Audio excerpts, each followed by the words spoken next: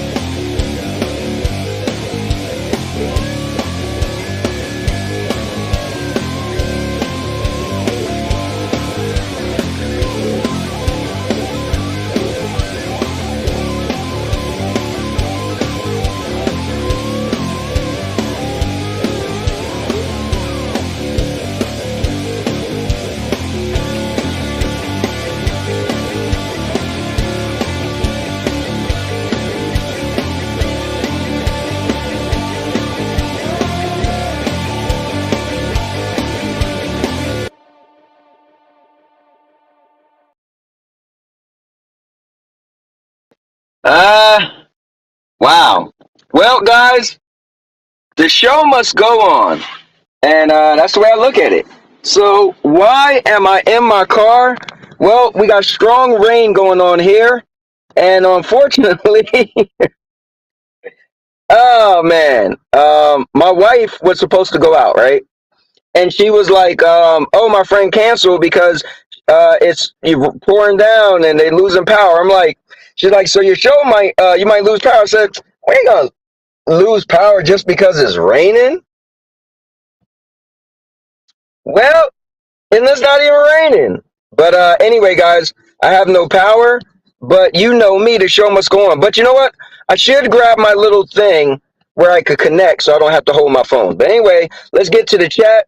We got Rated Game and Cyborg up in there. Vet said this would be a disaster. Let's see. The Zero said this is going to be epic. And yeah. And Josh, what's going on?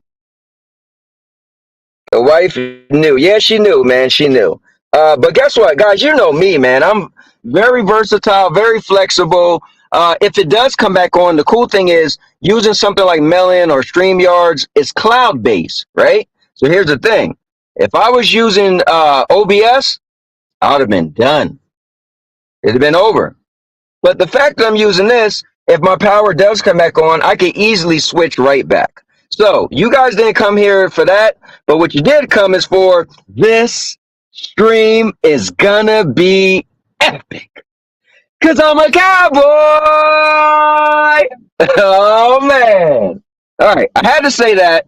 I already put the intro out there so we could get it started. I also could still have guests as well.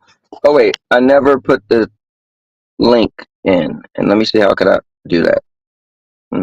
Let's see. EA hasn't confirmed the Madden news. Okay, fair enough. Honestly, it really wasn't about the Madden news to me. It's more about the GFN news, but I had a bunch of Stadia crybabies.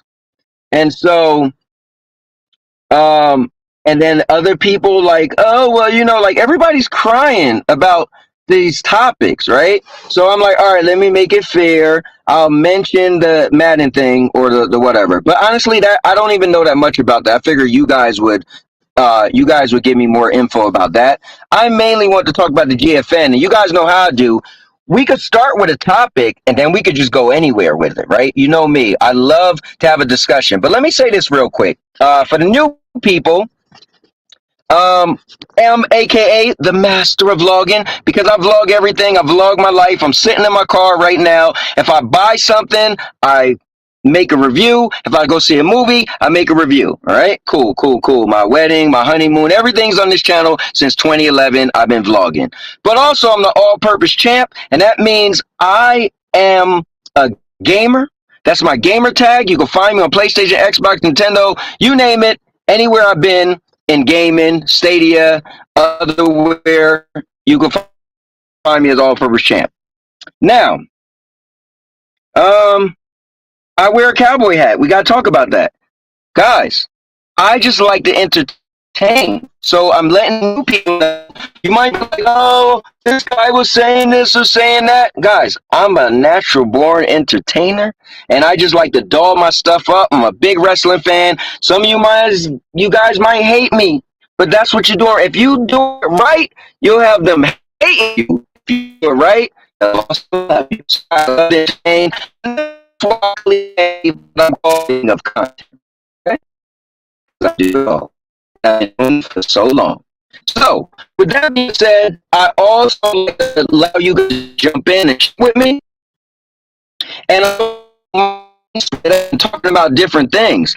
I don't think the topic is just GFN war, because we could switch it up, as you guys seen this week. It's been pretty cool having Project Storm come on and stuff like that. I wanna say one thing before I get too far into this. My guy, I won't even say his name, but a friend of mine's. I think we're good friends. His thing was, how could you talk about GFN if you never played it? Guys, I never played GFN, but this is called a discussion. It's not a debate. A debate, you should need facts and information to be able to prove a point. A discussion is just, oh, my kid fell down. Your kid fell down? Let's talk about it. Let's have a discussion. I don't need to be there to see a kid fell down. You could fill me in, right? So the people who know or is familiar with GFN, you guys could comment and give us info and insight, right? So that's the thing, guys. I'm having a discussion. I'm not having a debate. I want to discuss the GFN news. And on top of that, the Stadia fans have been kind of mad at me lately, right? Oh, you got controversial topics about Stadia. Is it because you got a PlayStation 5? No, I just like to cover everything, and I'm not afraid to. I don't have an allegiance to one thing. Is Stadia my favorite platform? Hell yes. But I should be able to talk about it. Why? Because I put a lot of time into this thing. So why can't I talk about it? So anyway, with that being said, we're going to discuss this GFN thing. And I think it's only controversial because it makes you think, right? Reason why I stated my topic this way is that should you purchase games on GFN? It's meaning that, or no, not on GFN, because you can't purchase games on GFN, but you can purchase games and play them on GFN. But should you purchase games for GFN without having a PC? I worded it that way because had you have bought a game, right? I know my guy Holtz, right? Holtz always say, I like to pre-order things ahead of time. Well, if you pre-ordered God of War, right, this is an example, right? And then they shut it down, then you wouldn't be able to play it, right? And then also, if this was an online game, would you still be able to play that game, right? That's an interesting theory. So, and all of this I don't have answers for, but that's why it's a discussion. So anyway, let me go to the chat. You beautiful people in the chat. Okay, yo, Cool Breeze Gaming up in the building. Said the wife knew. I did read that though. Let's see. Holtz is here, by the way. Okay. Show must go on. You know it. Rock said, is that the back of the squad car? Listen, Rock, you know how I like to show up all type of places. I might be put in a squad car. You start a ton different ways, but it always ends with Holtz and you talking about future Stadia. Wow. Well, maybe not. I don't know. Maybe today. Yo, Lion, what's going on? Go MJF. What future? Damn. The guest my way to come on soon. The signal is a bit 1982-ish. All right, well, guys, I'm in my car. You ain't gonna get the best of the best today. All right, let me see. But I am gonna put the thing in here so you guys could definitely jump in. Cowboy with the auto tune. So yeah, let me get somebody in here. Holtz, if you're free, jump on in, because if I sound like I'm auto tune, maybe some people could not sound like they're auto tune. So yeah, let me see. Stadia fan base been upset with you, like not plural. Yeah, honestly, maybe it isn't that many Stadians that's mad at me. But you know what? Hold on. Let me move my car because my son is probably going to want to park his car. So I'm just going to park my car behind my wife. Hold on. Hey, let me get one of you guys in here so you can help me hold this show down. Let's go to guests.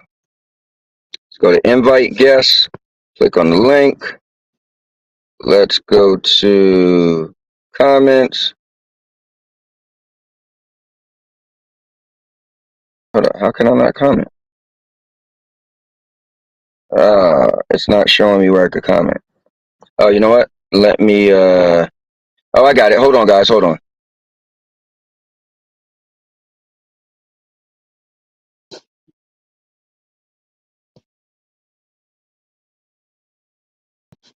All right.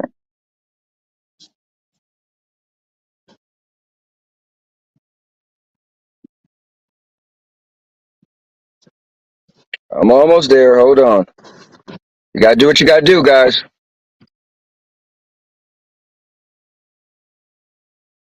All right.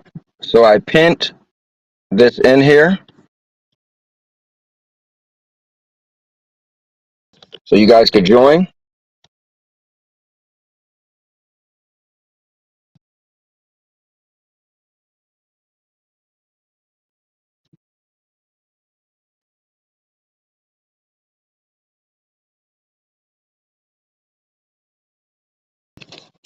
All right. All right. I'm back. All right. If anybody want to join, feel free. But let me move this car real quick. All right. Hold on.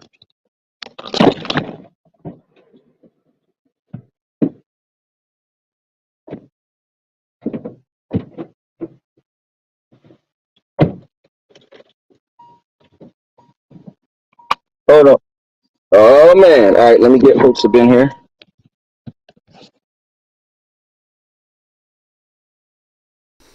Bam. There we go. There we go. Host, now you can help me out. Can I? I was just loving your voice impressions of Daft Punk. Stronger, faster, harder, better. Dun dun dun dun. Stadia, GeForce, xCloud, Luna. You sounded so robotic. I was like just dancing to that voice. Yo, that's hilarious. Is it still like that? No, it's cleared up now. But I thought you was doing some Daft Punk there. All right, good. All right. So, now that I know I sound better, good stuff. And if you guys want to join in, jump on in. So, what do you think of this, host? Because you actually have GFN, right? So you actually are a GFN holder, and we chat, all the time in our Discord. And you had a couple things you were saying. So, I go get my little. Go ahead. I am a founder of GFN. I was playing GFN when it was on the beta subscription, and then I sort of went to the founder tier, and then I jumped to the 38 tier. And yes, I do actually own God of War from the Epic Store. Now, it doesn't affect you at all. So we should say, too, is that if you have, Sandy, if this come on, just shoot me a text, right? We should say that you have a game, or if you have a war, all you have to do is claim it, and you're fine. So let's make sure we let the people know the sky isn't falling down, But I think it's the optics, right? It's always about optics. But well, see, once I seen that, when I seen that title this morning, that God of War left. I mean, yeah, for example, months ago, I was always like, wouldn't God of War be amazing to become on, like, sort of the GFN? Because in my mind, I was like, why couldn't an exclusive become on that service when the likes of New World from Amazon came on it? And that was one thing that I was like, oh, if it's on the partner store, the Epic Store, it should be available on GFN. So I complained a little bit, and then fast forward a few months, this game came available on GFN, and I was like, oh my god, this is amazing. I'm going to buy it again on PC, and I'm going to see what it's going to look like in the clouds at a 3080 with extra features that's only available on GFN. Right. And I was ready. I was happy. I was happy that if God of War can come, then why not other games? And then when I woke up this morning and heard that God of War was going, I was like, this is unfair. I can't just finally praise GFN and my library's growing and now they're going to take it away from me. No, I wasn't happy. And then when I checked the news, it was from whatever website it was. No, it was on the website, and it's to say CGX in it as well, because Barry dropped a video as well that was saying it, and he was saying that if you already played the game and you've activated it from the menu, it comes like a legacy title, so even though it removed, this title might still be available for the future of playing. And I was like, okay, I'm happy for that. But then when I was thinking, okay, I'm happy for it because I've got the game, but I still feel it's unfair that it's been taken away from future people to play God of War on GFN. So here's the thing, man, and I don't want to be that guy, but I got to be that guy because, you know, yes, I am a Stadia fan, and I'm not going to make it like, because I love cloud, period, and I think one cloud, if a benefit on one cloud platform could benefit other cloud platforms, right? So, but I think people used to say, and Ace even said this before, he said he feel like, no, it wasn't Ace, it was Duncan. He said he feel like Stadia gave cloud a bad name. Stadia is making people back up on the cloud, right? And I was like, I could see if, you know, people was backing up right after SG&E closed, but Stadia still was getting a lot of support, right? So I don't follow that thought. To me, my bad taste in my mouth was literally PlayStation Now. This was a service that I was playing on my Sony Bravio TV, my PlayStation Vita. I had Xperia phone, and I could have played it on my PlayStation 4. And once that got removed from portable devices and TVs, and took years to push past 720 and remove games from their library, it was them who left a bad taste in clouds since I joined on live. And it was only that Stadia that brought future tech up 4K, up to 60 FPS with amazing features that changes the way we play. I felt like they revitalized cloud, but of course you're never going to change the messaging of cloud for people who just, you know, I like physical, I'm going to stay local forever. They're never going to. So I'd never seen Stadia done any damage. I thought it was people's perception of cloud that done damage. And of course, everyone's like, oh, Stadia's going too slow. And I'm like, well, Stadia's, because they went too fast at the start. If they took the same pace of xCloud and PlayStation Now with slow upgrade increments and brought boosts and certain features, we would be like, oh yeah, it's on par. Because they went hard first, and it looks like the rest on the laurels at the moment. That is why I feel people are attacking it. Well, so I think the thing is, where I was leading with this is, it's a bad look for me, right? So, you know, when we throw jabs at each other, because I like GFN and I like Luna, and Luna doesn't have this, GFN doesn't have this, and Stadia don't have this. But now, right, somebody could say like, oh, look what game GFN got. And I could easily say, for how long? Like, you might say... It is horrible. I hate that idea now, because to me, I seen GFN as a standalone service. I know a lot of people said it was a complementary service to your PC, but to me, I was like, I can play this service anywhere and use my phone as the storefront and activate my license, and GFN's good wherever I play. But now, I have to change my mindset now, saying it's a complementary service to the likes of Epic and Steam, and games can be removed. And I'm like, oh, that's not what I wanted. Yeah, because it's different than a storefront, right? So it's different than...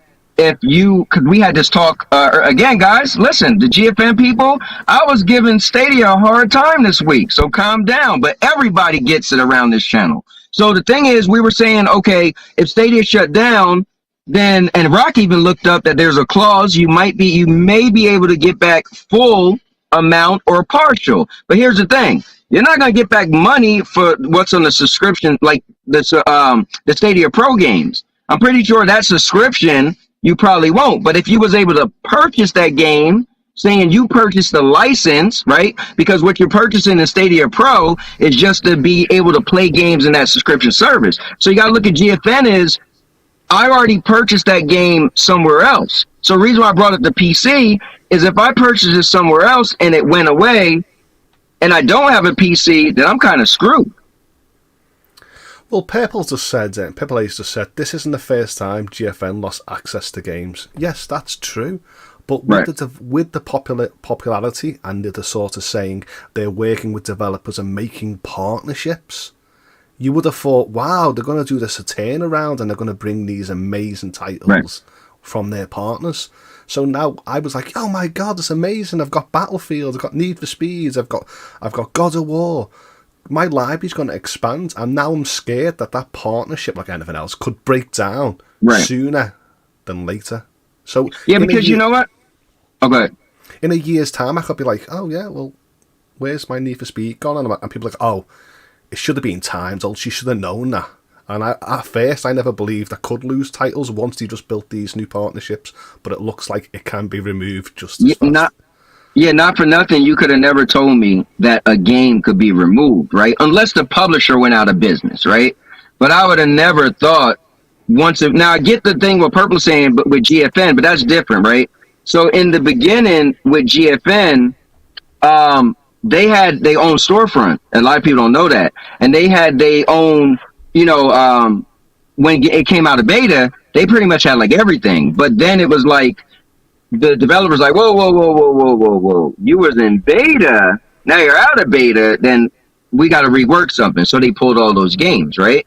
But, yeah, this is honestly, I mean, it's not the end of the world, but it's just definitely a bad look. I mean, if anybody say, and I know Maker was like, I think it's a worse look for Stadia if Madden isn't coming. No, because if Madden just don't come, then Madden just didn't come. But if a game was there and get pulled, I don't know, So Josh Waring just said, did you get a refund for your pre-orders like God of War? No, because I bought it through the Epic Store with the intent to play it on GFN. But now it's getting pulled from GFN. All I'm doing is losing access to that service. I'm not losing access to the license. I can actually play that game on my PC, which just makes me think, well, if GFN's doing that, I've already admitted, well, I'll only play GFN on a monthly basis, pay for it on a monthly basis when it's got the titles that I need to play. So, and what's hard about that, okay, is that, again, I'm going back to my topic because I don't have a GFN membership, and I've never purchased a PC game. So this goes for all the people that say, because I'm always like, well, once I buy one PC game, I feel like I'm getting in the ecosystem. And people are like, you don't have to buy a PC game and have a PC because you play it through GFN. Well, if they pull something. So on that statement, so I never wanted to have a PC because I was always playing Shadow or GFN. I thought it could be just good enough. You going to get Josh? Yeah, why just not play the cloud? I said that. Get in front of me anyway, because I got doctor's appointment at 8 o'clock. I'm going to have to leave before you leave. Well, I leave at 7:30. How far is it? All right. All right, guys. Hold me down, Holtz. I got to move my car again. So the whole point I was trying to say is I went onto Shadow and the likes of GFN to actually replace the need to have a PC. But now, because I thought it could be a standalone service playing on multiple devices, just playing these clouds. But now I have to change the way I look at it now and see it as it definitely is a complementary service, which a lot of people have told me in the past, to my Steam and my Epic and my GOG library, which is something that I didn't want to do, to be honest. I wanted to just play on the most smallest form factor, the most portable and versatile device playing this cloud. It's definitely a shock to cloud gaming today because, we could start playing spin the bottle of, well, who could be next? Could they take something from this or from that? So who knows who... Go ahead. But you see, Cowboy, I never liked the hybrid approach that xCloud was doing with like local and cloud, and I never liked what PlayStation Now was doing. But when I look now, I think they're doing the right approach because cloud is too slow. So I don't have a problem now. I just have to change my mindset that GFN is a complementary service to local PC hardware. And you know what's funny, host? That's exactly what I said. Why I got a PlayStation 5. Because I said Stadia is no longer enough, and my combo will be Stadia, right? When I go somewhere, maybe I'll get a new favorite game that's not on Stadia. Well, guess what? You got to suck it up. If I go on vacation, maybe I just can't play that game on Stadia. But guess what? I'll be able to play that game locally on a PlayStation 5. Or maybe remote play on my laptop since I like playing on my laptop. So, yeah. But with GFN not getting a lot of my titles, I mean, they're getting titles, but not enough. I mentioned this a few panels back, that I might actually cancel my GFN and only use it on a monthly basis when I need to use it. And all subscriptions that I'm saving on, I might actually buy a Steam Deck or a local portable device. Just in case. So honestly, it sucks to say this, but I wouldn't, listen, I could be honest, and you guys seen my video, right? I bought a PlayStation 5, right? I felt Cloud, I was going to ride Cloud out. I felt, Stadia was going to have everything I need. And to be fair, when Stadia first came out, it had all the games I wanted. I wasn't missing anything. But Cloud is slowing down, and if you want to be an only Cloud enthusiast, as long as you don't have a need for specific games, you'll be fine. But if you're the type of gamer that said, oh, there might come a game and I don't want to feel like I'm gonna miss it, then you might have to get local hardware. Let's see. Anything in the chat? I'm trying to get through the chat, guys. Looking. Remember, I am doing this on the phone, so my bad. Copyright strike. I know, dude. I got a copyright strike from last night. Remember? They were saying like, oh, 2 things came up. I was like, what is that? So I'm actually in the process of actually hitting the thing. Matter of fact, let's see. Host, keep the show going. You guys can hear me, but I need to. It was actually funny yesterday because the whole chat was saying, someone tell Cowboy to mute the stream. Copyright strike. It's playing music. I think it was in Lake. So I think that a lot of content creators get them strikes without even knowing. Yeah, man, that kind of sucked, but all right, let's see. So you just have to go and like remove remove it. I think so. Strip it away. Yeah, I know. No, so what I did is it's 2 I got hit with. So I removed one. Usually take a few hours. So I just real quick want to go and remove the other one since we're talking about it, so I don't forget. I'm gonna go and see if it was removed. But anyway, yeah, man, this is a crazy day, man. This is like, honestly, this reminds me of, when people would be like, oh, but a lot of people SG&E. Go ahead. A lot of people saying it's not a big thing because it's God of War, but in my mindset, a lot of people said that God of War sold well on a PC. It sold now well. here's the thing. I agree because. Sorry, go ahead. And then GFN's got millions. Over 10 million subscribers, so why isn't it a big thing? You look at a game like God of War's quality sales-wise on PC and the sales of GeForce Now, you think to yourself, I think it's a big dig against consumers removing it away once you've dangled it on the service.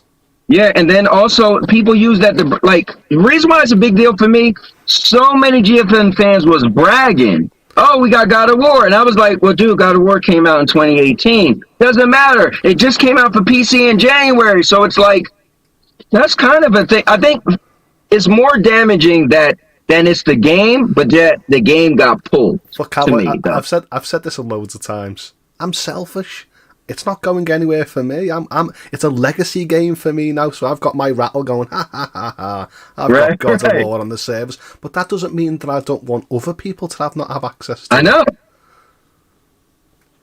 Because imagine if you were telling somebody said, man, I'm a Sony fan. No, matter of fact, let me back up. So you know how a lot of people's like, oh, God of War's on GFN, all the Sony games are coming. Yeah, I was one of them. I was like, well, where's Uncharted? Could we get Uncharted? Right. Oh, God. It excited me. Yeah. Let's see. I'm just going through the chat. But, whoa, let's talk about this. Stadia Vet, my bad. Vet Cloud Gamer had a good point. He said, Sony had something to do with this. So, who knows? Maybe they'll make a statement. But I will say... come on, if Sony had something to do with it, for example, they wouldn't have offered it in the first place, would they? If they knew that their service was going to drop in. They are coming out with their own cloud service. So hear me out, host. Follow me on the rabbit hole. Imagine if they put it out there. So there were some people to say, oh, we got God of War in the cloud. This is the only place. Well, it was on PlayStation Now for a short period of time. This is the only place you could get God of War in the cloud. And then Sony is like, Yeah, for now, and then they know that they make people wait. They make people want it, right? And then they know eventually our service is gonna be ready, and we're gonna rip Come that on. thing back. I'll get a backlash if I jumped onto PlayStation now and I jumped into, I don't know, God of War. Doesn't matter if it's got the PlayStation 5 patch and it didn't look better than that gorgeous 3080 tier. I'd be like, come on, Sony. Honestly, I think there's a bunch of people like you, but I'm willing to bet it's people like me that'll be able to say, you give me the game at 1080p, I get to play the game, experience the epicness of it, beat the game, see the ending. I think for me, because there's a bunch of people that they want to see catalog. What's on your catalog? Now there's some people that's like, oh, if it like Project Storm, if it isn't 8K, I don't want it. But I'm willing to bet there's a lot of people that just want to see a catalog of games, and that game is a high caliber game, you know. But like I said, I'm happy with going forward and hopefully seeing more day ones than actually a legacy catalog of games, should I say? Mm-hmm. So what do you mean when you say legacy catalog? You mean like the older games? Yeah, so now I'm using the word legacy as the means that older games that came for a brief moment and disappeared. So to me, I'm like, I don't really need to play a 2018 game, really, to define my service, should I say? Yeah, MC near. What's going on near, by the way? Anyway, let's see. Yeah, we do know that. Let's see. Maker would somehow say this is bad for Stadia. Yo, that is so real, though. He was in my chat earlier, right? And he was like, before anybody said anything, right? He was like, no, I did mention the GFN. And he was like, randomly came in the chat and was like, oh, don't you guys know Madden isn't coming back to Stadia? I said, it's funny you comment on that, but you didn't comment when I said GFN was losing God of War. He was like, oh, well, I just feel like not many people talk about GFN in here, so what's the point? Optically, I think both of them are bad for the services at the moment. Yeah, definitely. We don't know if these games are going to come back in the future, and we don't know if it's going to be what happened to them. But well, let me ask you this. What's the likelihood of God of War coming back to GFN versus the likelihood of Madden coming back to Stadia? I want to believe that. I want to believe that Madden and FIFA come to Stadia because I love the idea of sport, especially football, European football. And hearing that they won't come back will still hurt me. But I just think it's more likely that a deal will be done and Stadia will get those games back because Stadia is a storefront, right?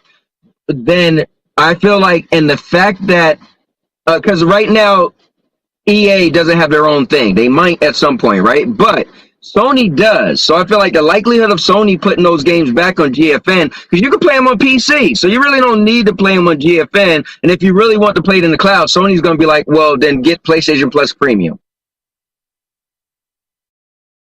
I don't know. But yeah, I have more faith that Stadia could bring Madden and FIFA at a later date, maybe not day and date, but a later date. Like I said the other day, I'm changing my mindset to stop actually demanding through my selfishness to have day and date games and just wait until the port's actually ready to be available on the service. And when it usually drops on the service, it's usually at a very reasonable discounted price. Now, this says, what games did GFN remove so far? So I don't know that much about GFN. I just know in the beginning they had a bunch of titles with their storefront, and when it came out of beta, a lot of those games left, right? So, but after the fact, did a game ever leave GFN besides God of War? That I don't know. Do you know, Hopes? No. Like I said, it was apart from the big loss of developers opting out. That was a big thing, but nothing that I can actually recall. But like I said, the optic and size of God of War makes it look like it's losing some all the time. Yeah. Now we gotta say this too, guys. If you can leave if you want, it doesn't matter to me. Because I feel like, listen, I'm here to create content for you guys to enjoy. But if you're busy or you're doing something or another content creator come on that you want to watch, go ahead and watch them. But so I'm mentioning this if you guys didn't know. Right now, the Sony State of Play is going on.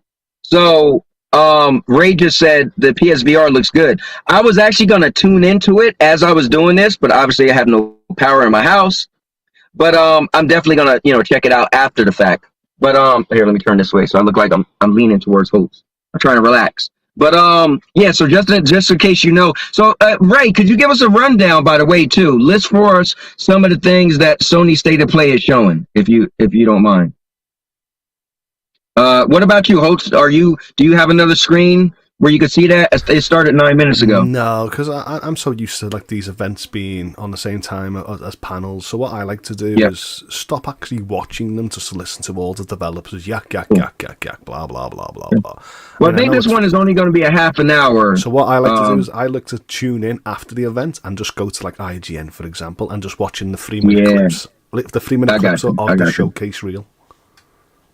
I said new Resident Evil 4.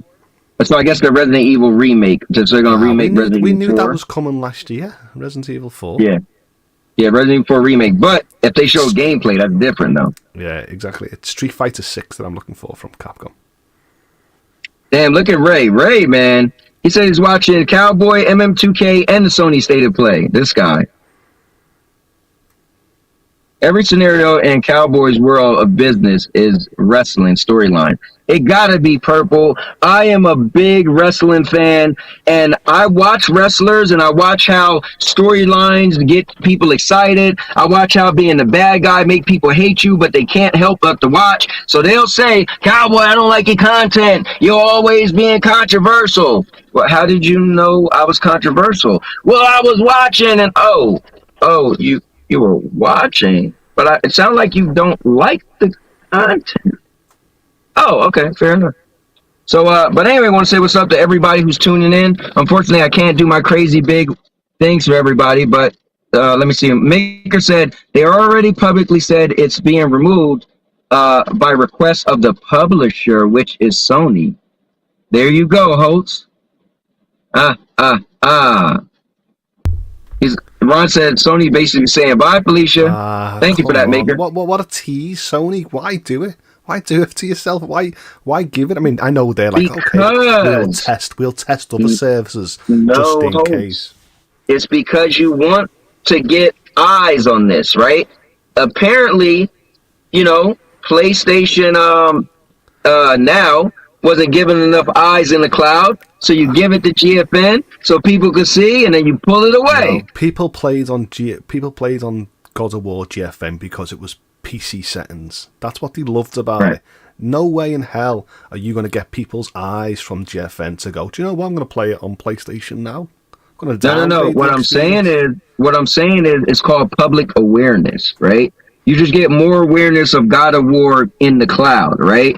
And so then, let's say this. A friend of yours say, I was an Xbox guy, and I never got to play God of War, and I don't have a PC. I don't have a PC or a console. And you might say, oh man, you could play it in the cloud. Oh wait, I got it on GFN in the cloud, and technically you don't need a rig to play it, right? And well, hold on, before you go so fast pulling your gun out, and then that person, you're like, oh wait, no, Sony has a new thing, and technically you could play it on your old laptop. And it's like, oh, cool. Well, look what Maker and Ray's saying now. Spider-Man Remastered coming to PC. Ooh, that interests me.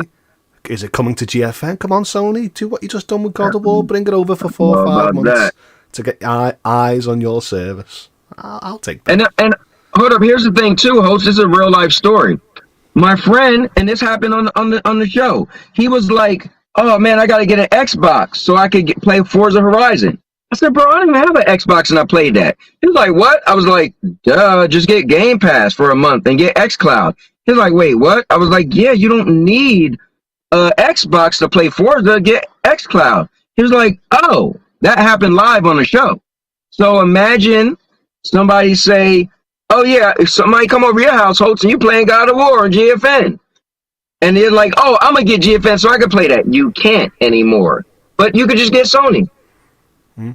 Well, Mr. Urban Wells just said, "Ooh, Holtz is coming to Shadow." Been there, done that, got the T-shirt, and I'm waiting for a certain right point to jump back in, should I say? And can you tell us what that is?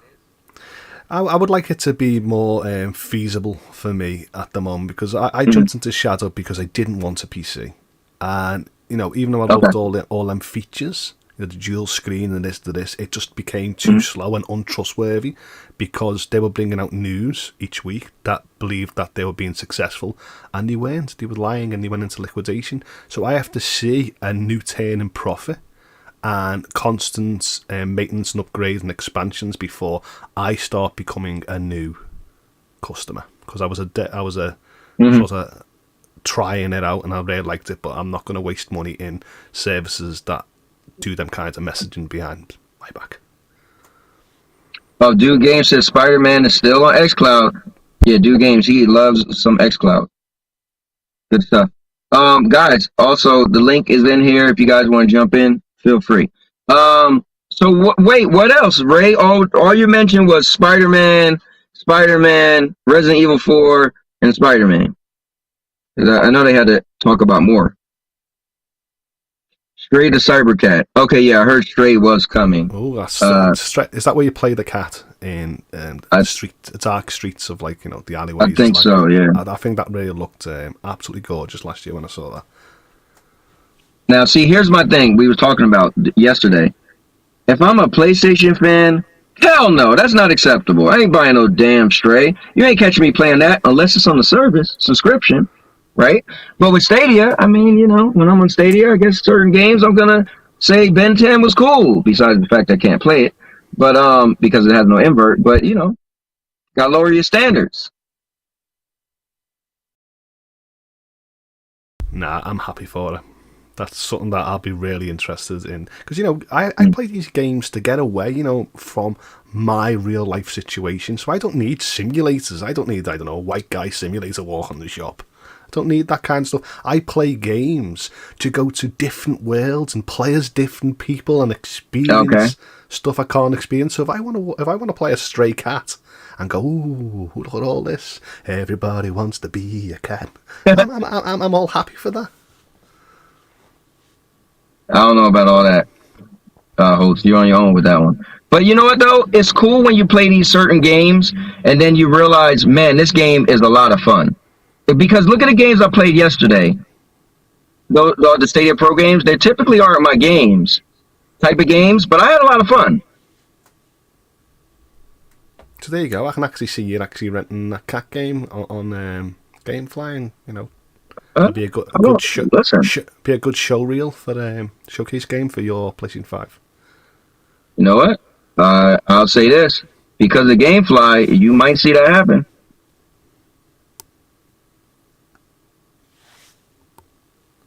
Did love a bit of Jet Set Radio.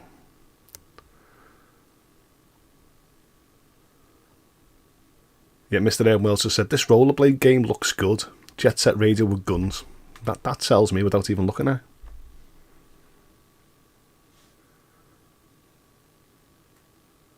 it. So Purple A spent an hour watching Lake and then got disappointed. Why? Was it therapeutic? Was it very relaxing to watch people deliver parcels, or was it more to the narrative than what I actually saw? I only saw the first 10 minutes of Lake.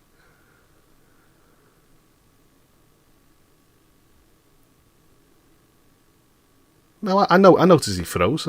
I was just paying attention to chat than Cowboy. I'd rather see you guys than, you know, Mr. Frosty over there stuck.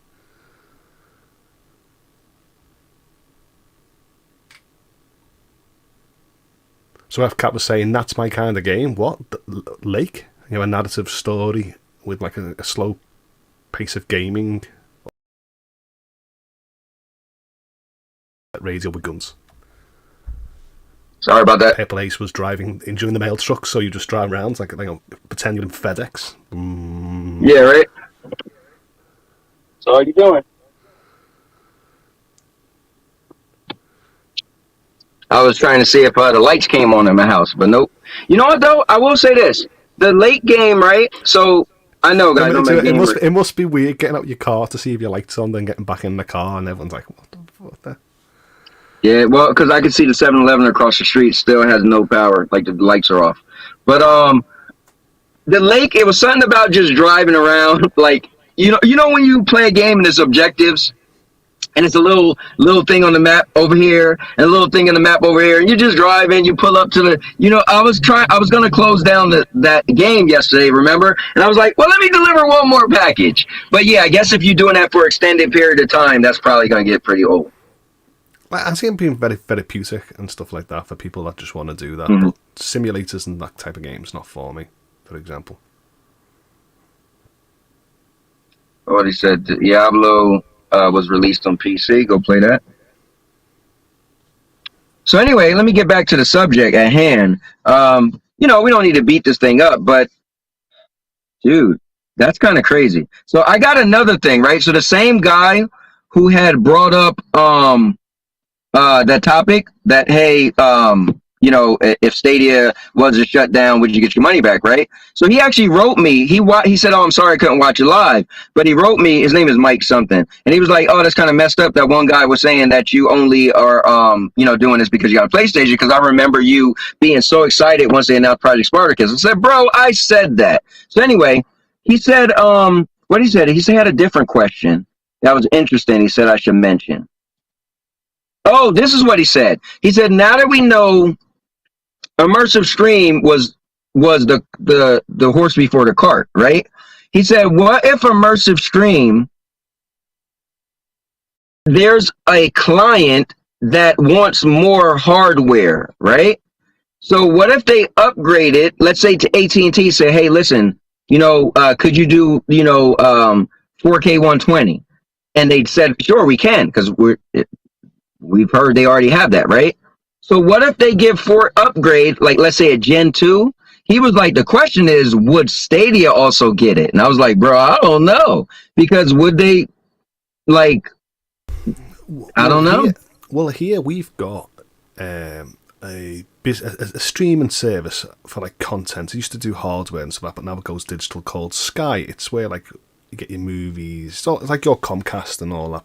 HBO Max is the service, and now they're actually selling the packages with a telly. So you sort of rent the telly over 48 months, but you have the service digitally part of that telly.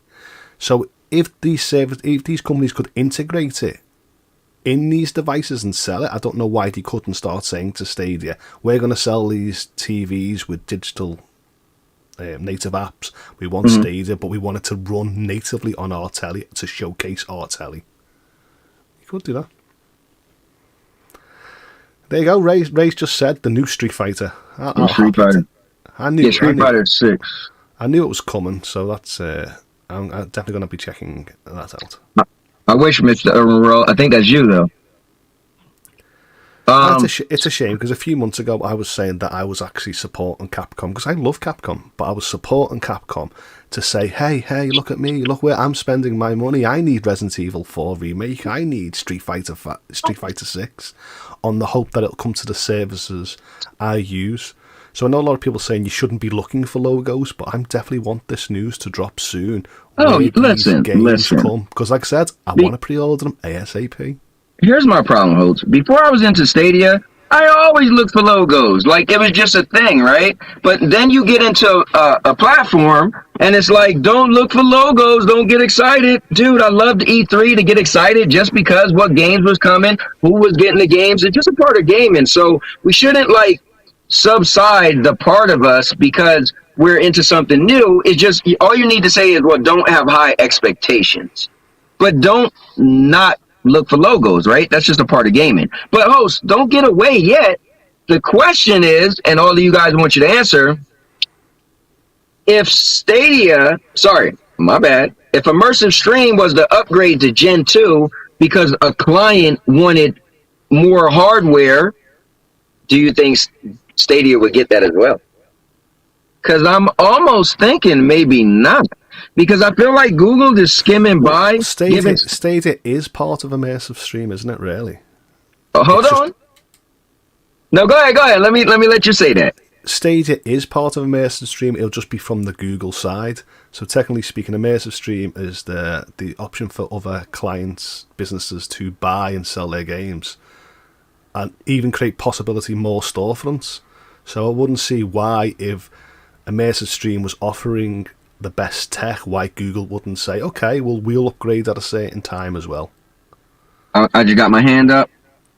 You want me to tell you why? Because if you upgrade something, Holtz, there should be a need. Okay? There should be a need, because if you're a business, you would want to give something to get funds in return. So if a client said, hey, we're a paying customer and we have a need for Gen 2, right?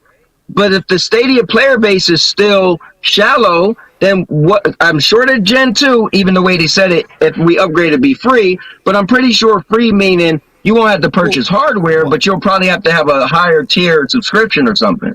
Well, yeah, for these services like AT&T, these businesses like AT&T, if they wanted 4K 120 or higher, for example, that'll be a cost to them, to their customer, to provide that service, won't it?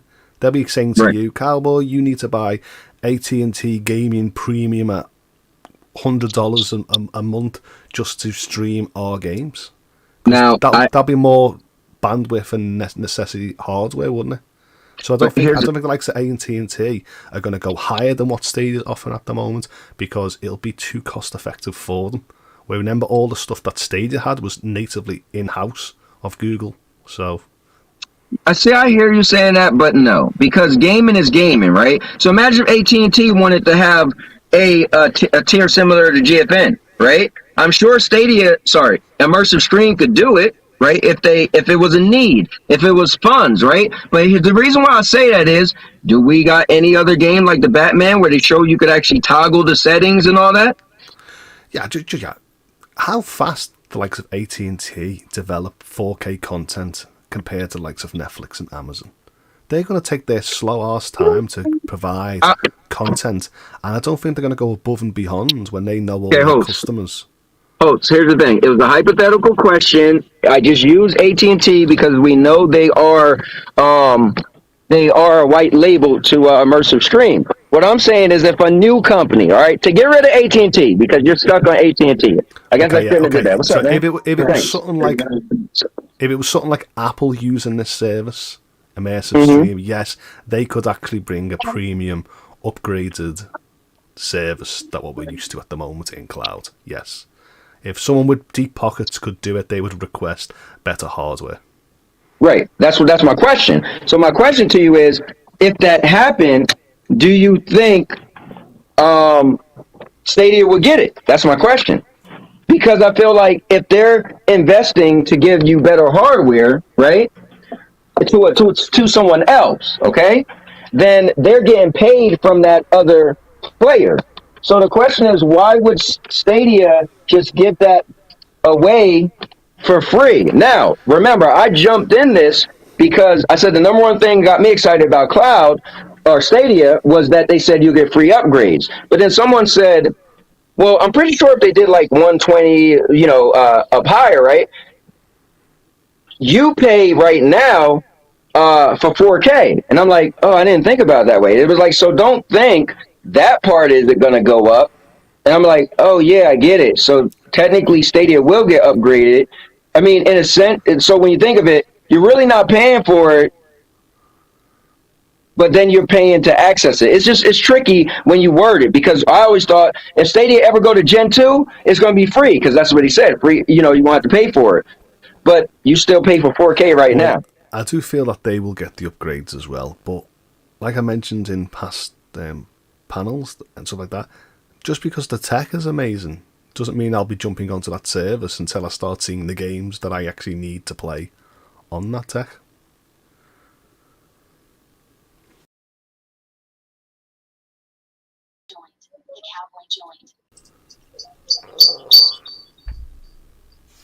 All right, people.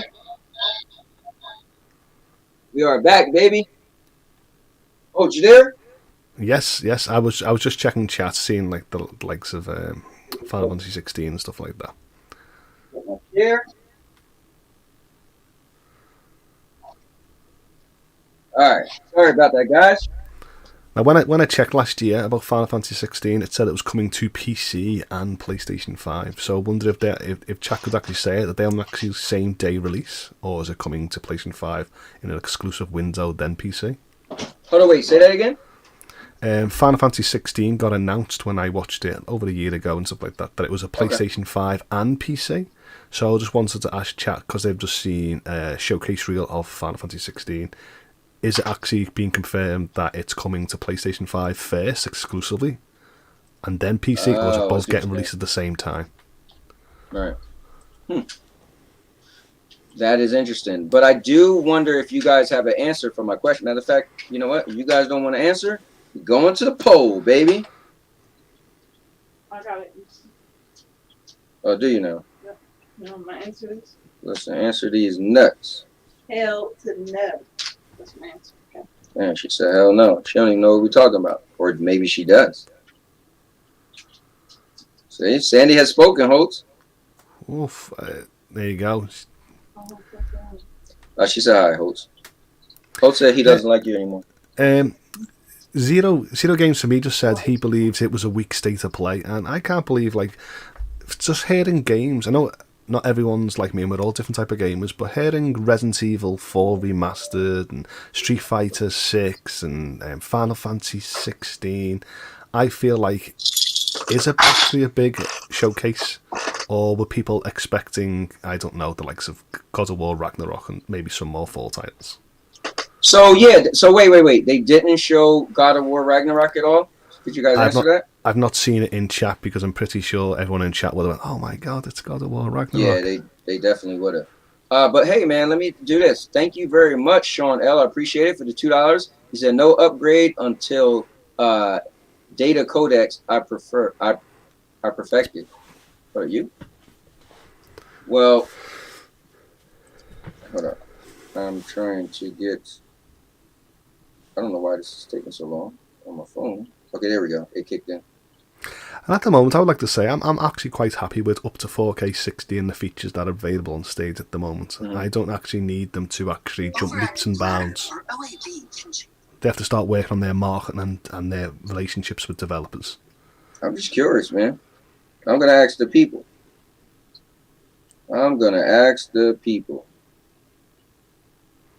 Hold on, and I see Purple Haze. Oh, man. You know what? Purple. Oh, that was Purple Haze. Thank you.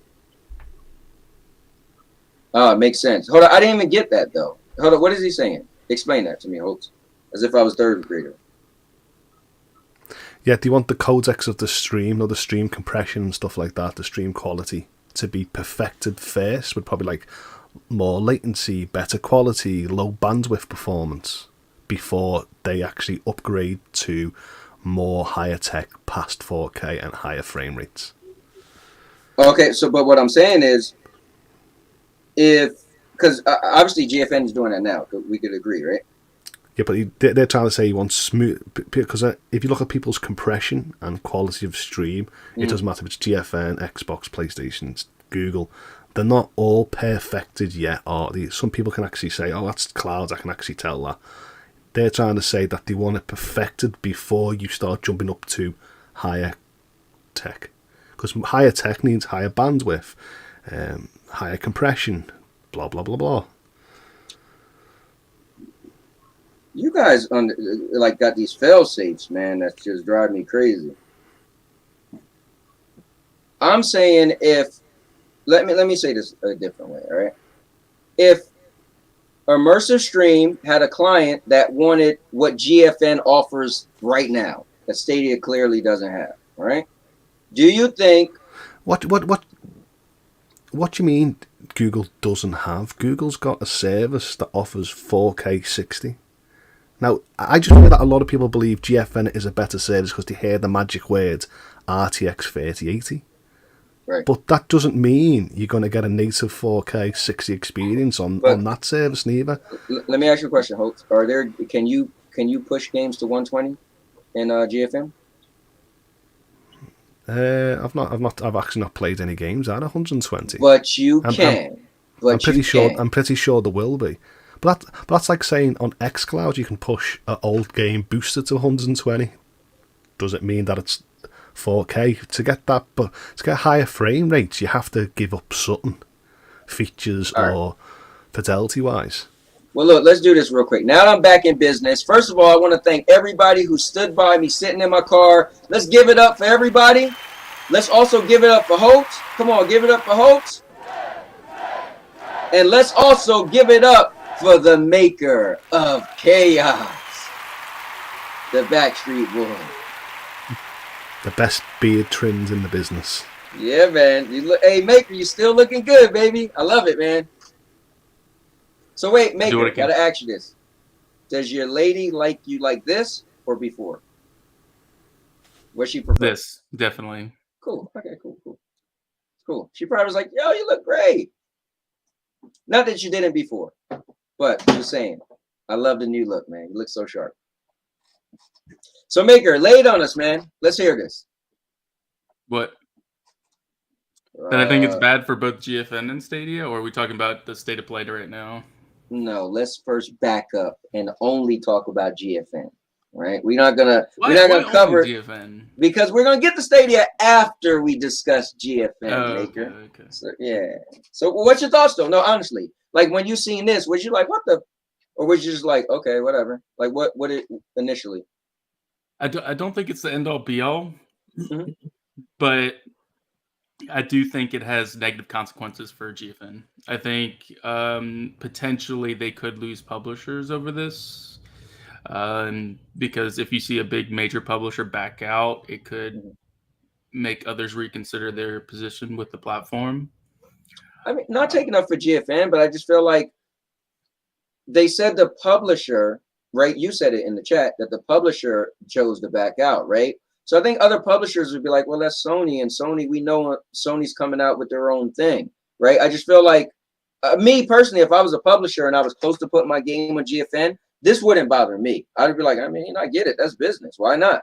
But if I'm a publisher and I want to get my games into as many hands, I still like. I'm just saying personally, you know, that this wouldn't bother me. That's just my. I think. I definitely think that there might be more that leave, but I think it's for different reasons. I think because of acquisitions, like if a company or like a developer gets bought out by Sony, and Sony wants those games exclusively on PlayStation Now, I got or you. PlayStation Plus Premium. And of course, Sony could actually stipulate to other developers, if you come to PlayStation Plus, we'll give you a sort of discount, or we'll give you a certain price of the cut, and we'll stipulate you can't go to other services. Yeah. Exclusive contract, so that you can only have to be on PlayStation. So I see it coming, but I do think it's a little bit further down the line because cloud isn't as big yet. But I do see that inevitability of. Oh, I hope it doesn't, because to me, God of War was a big, huge thing that I was like, it's amazing to see it come to PC. Yeah, it's amazing to see it on GFN, and I just really had hope. And now I know people mentioned Spider-Man Remastered. I'm like, come on, let's bring all these titles to PC. It's about time. You know what? It's kind of, well, hold up. Before I do that, let's bring in, for the first time ever on the show, I don't even know if anybody ever heard this person before, but none other than Sean L. What's going on? Nothing too much. Hopefully y'all can hear me this time. We can hear you, because last time you tried to get on and it was a no-go. Yeah, I have to use my laptop today.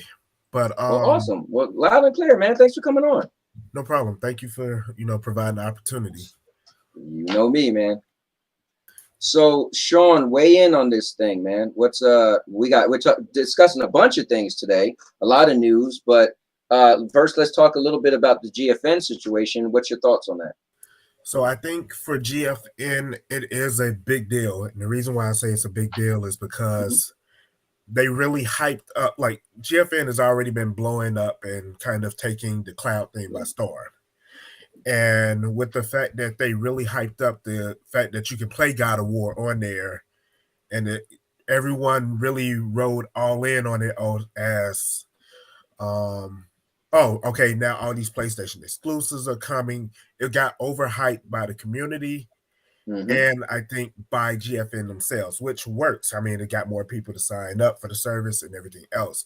So them now losing that potential big game for them will sway the trusting of people going forward. It did what it was supposed to do, which was get those numbers in, get those people to sign up for the 3080 tier.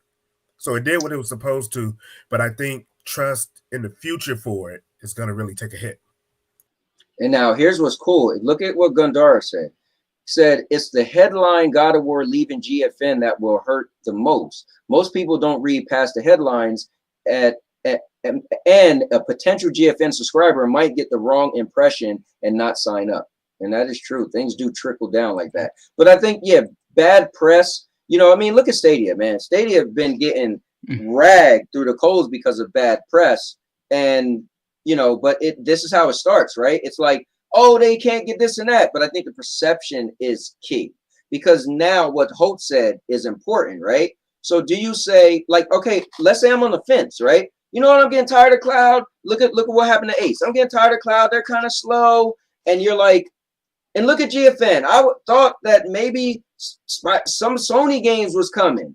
Now you might be like, I don't think that's going to happen. It's almost like being a Stadia fan. Guys, just don't kill me.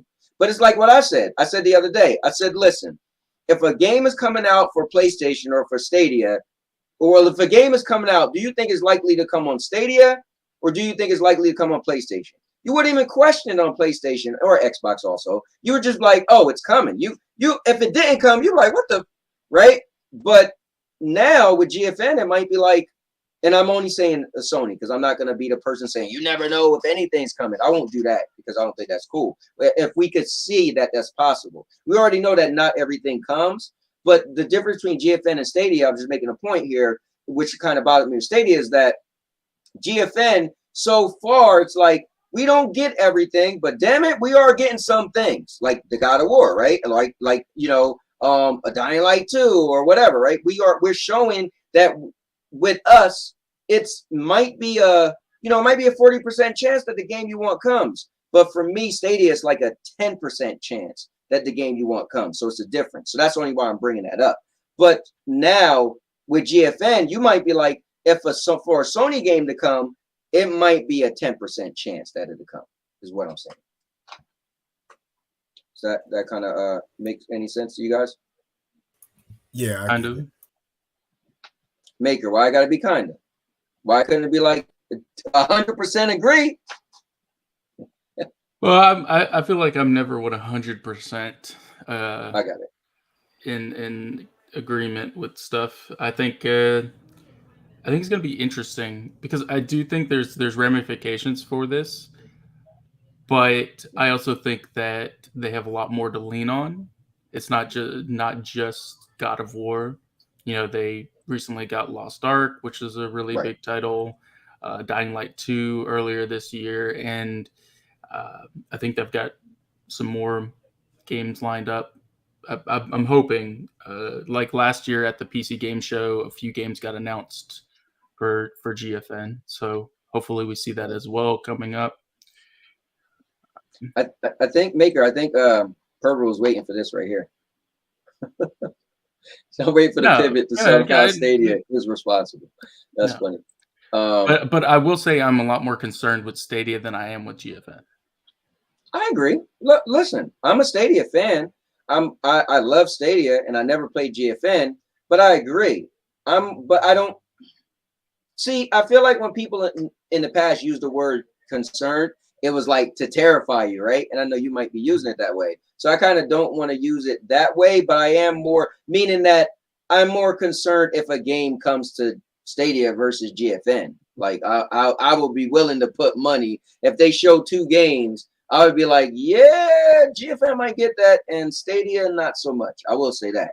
But I think what we talked about this week is the low change porting. A couple shows ago, we did say, we all said, okay, when do you think low change porting might be a thing where it actually might show the fruits of it? I personally said Q1 of next year, you'll probably hear announcements because of low change porting. This company is on board. This company is on board, right? That's what I kind of feel. But I did want to say something.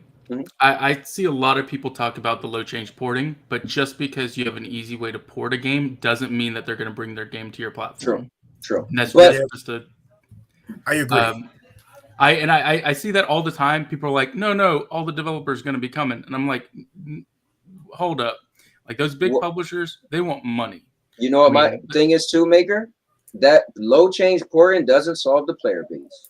But No, I it think doesn't. the thing that's being still a bit overlooked is with right now they got to give the developer the bag, and they got to go through this complicated process.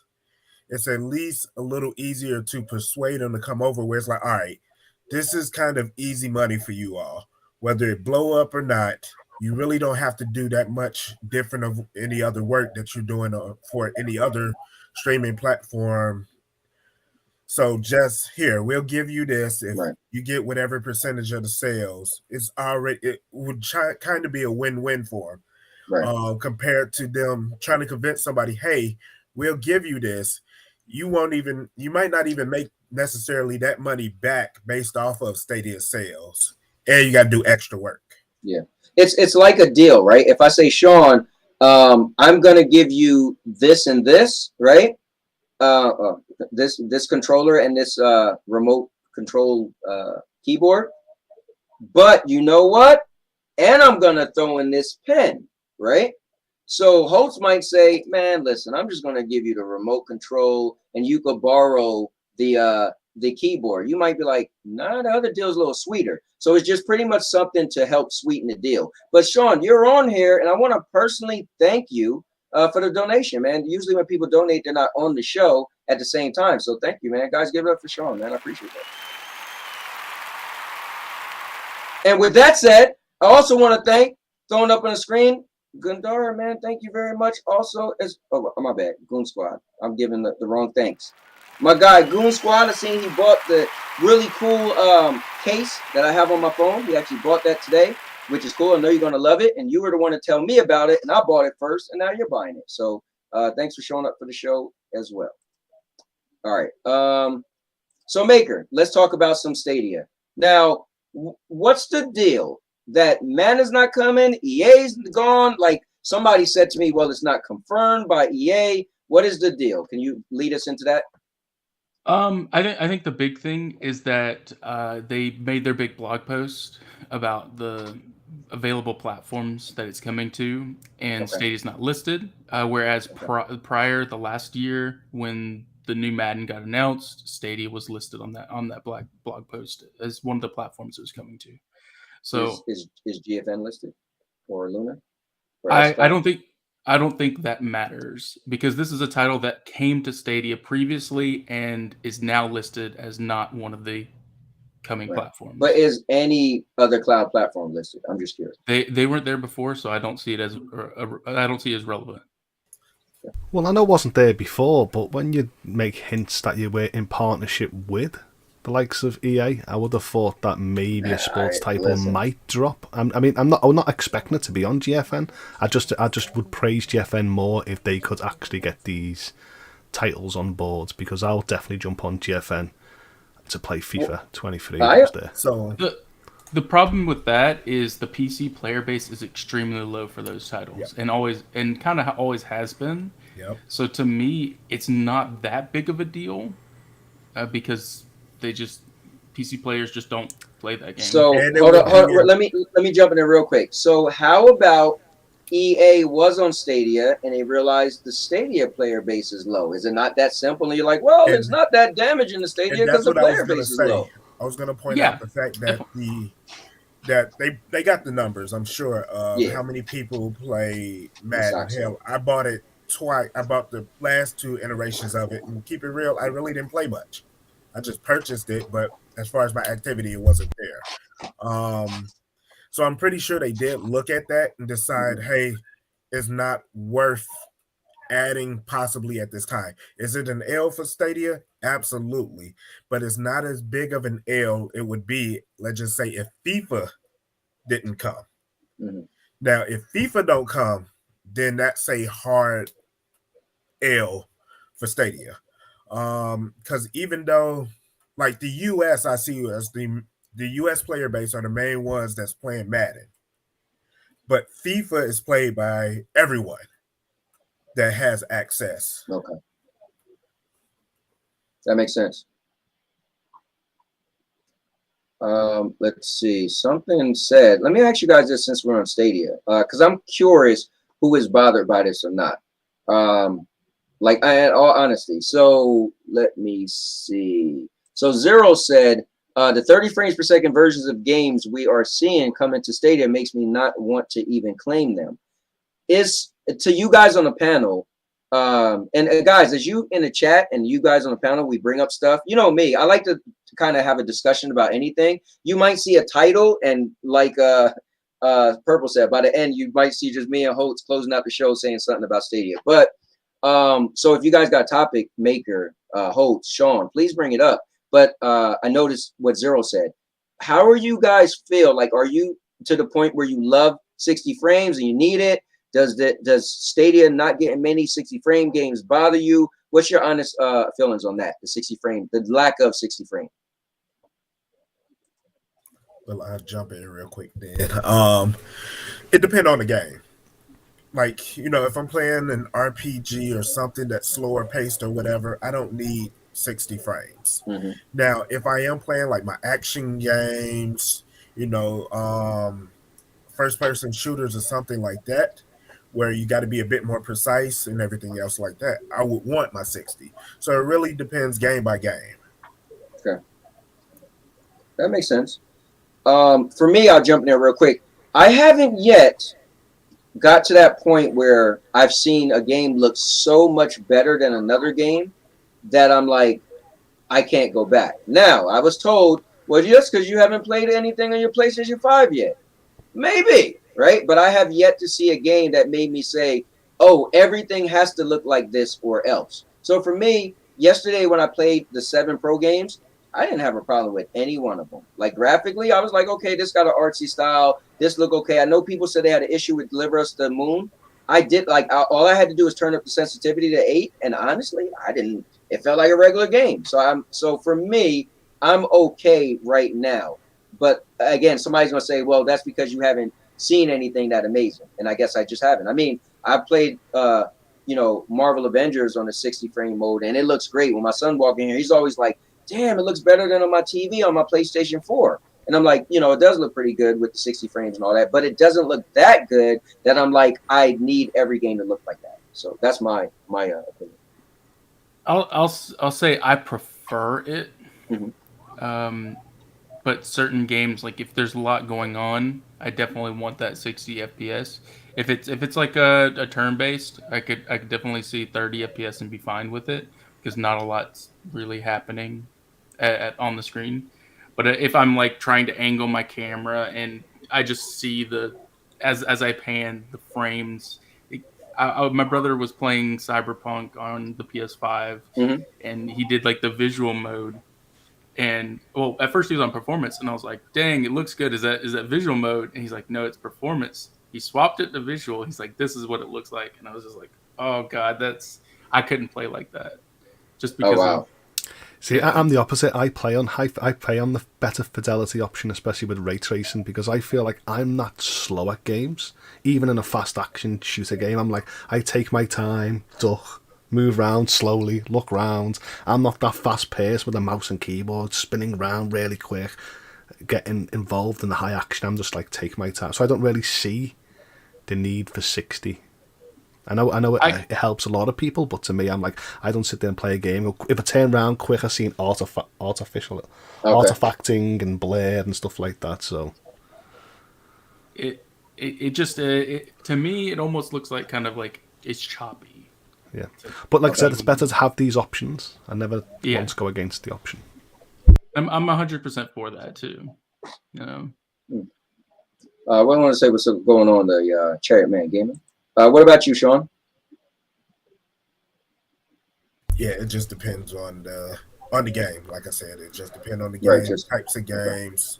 Yeah. But to me, like in every setting, I always crank up field of vision, and then I always customize certain settings that I really prefer over anything else. And then I look at the frame rate, and then I look at certain other stuff as well. So in the PC, you can sort of customize to each person's preference, and I think that's what I like about it. So sometimes I will sacrifice frames just to have, like I said, a better field of view. Or right. if I had a choice, I would go with frames versus like if I could just do 10K 60 versus 1080. I said 10K 1080 60 versus 4K 30. I'll do that. But I still have yet to see something that made me say it has to be like this all the time. Here's a question though. Gandar said, is it possible that Google has decided based on data on Stadia users that sports games are not as popular among the community and so is focusing on other genres? And honestly, that could be it. And I wouldn't even be bothered because I stand behind. If right now you said to me, what do you think Stadia can do or Google can do to make Stadia a better platform overall? I'm going to say an expansion. I'm going to say get more people on the platform so you can make more money. And then you could, hopefully you use that money, because just because they get more money doesn't mean they're going to put in other things that we would probably want. But that's what I would say. So yeah, if you realize the player base was small and not many people playing, because you know what I always hear? I'm playing FIFA and nobody's on there. I was racing and nobody's on there. So if you realize, you know what, because sports games typically need a bigger, larger player base. You want to fill up, have everybody playing as a human player. You need a sizable amount of a community that actually like that game, right? Let's say we got 10 people and we came out with a sports game. I mean, 3 of us might like the sports game. So those other, people might be like, we don't. So that I think that's something to be said. If you guys want to tackle that question. To me, good, Mega. I wanted to say a big thing is that console players play Madden and they play FIFA because those are some of the top selling console games. You look at the charts on US, like Madden's number 8, I think, on like the top played game out of all consoles.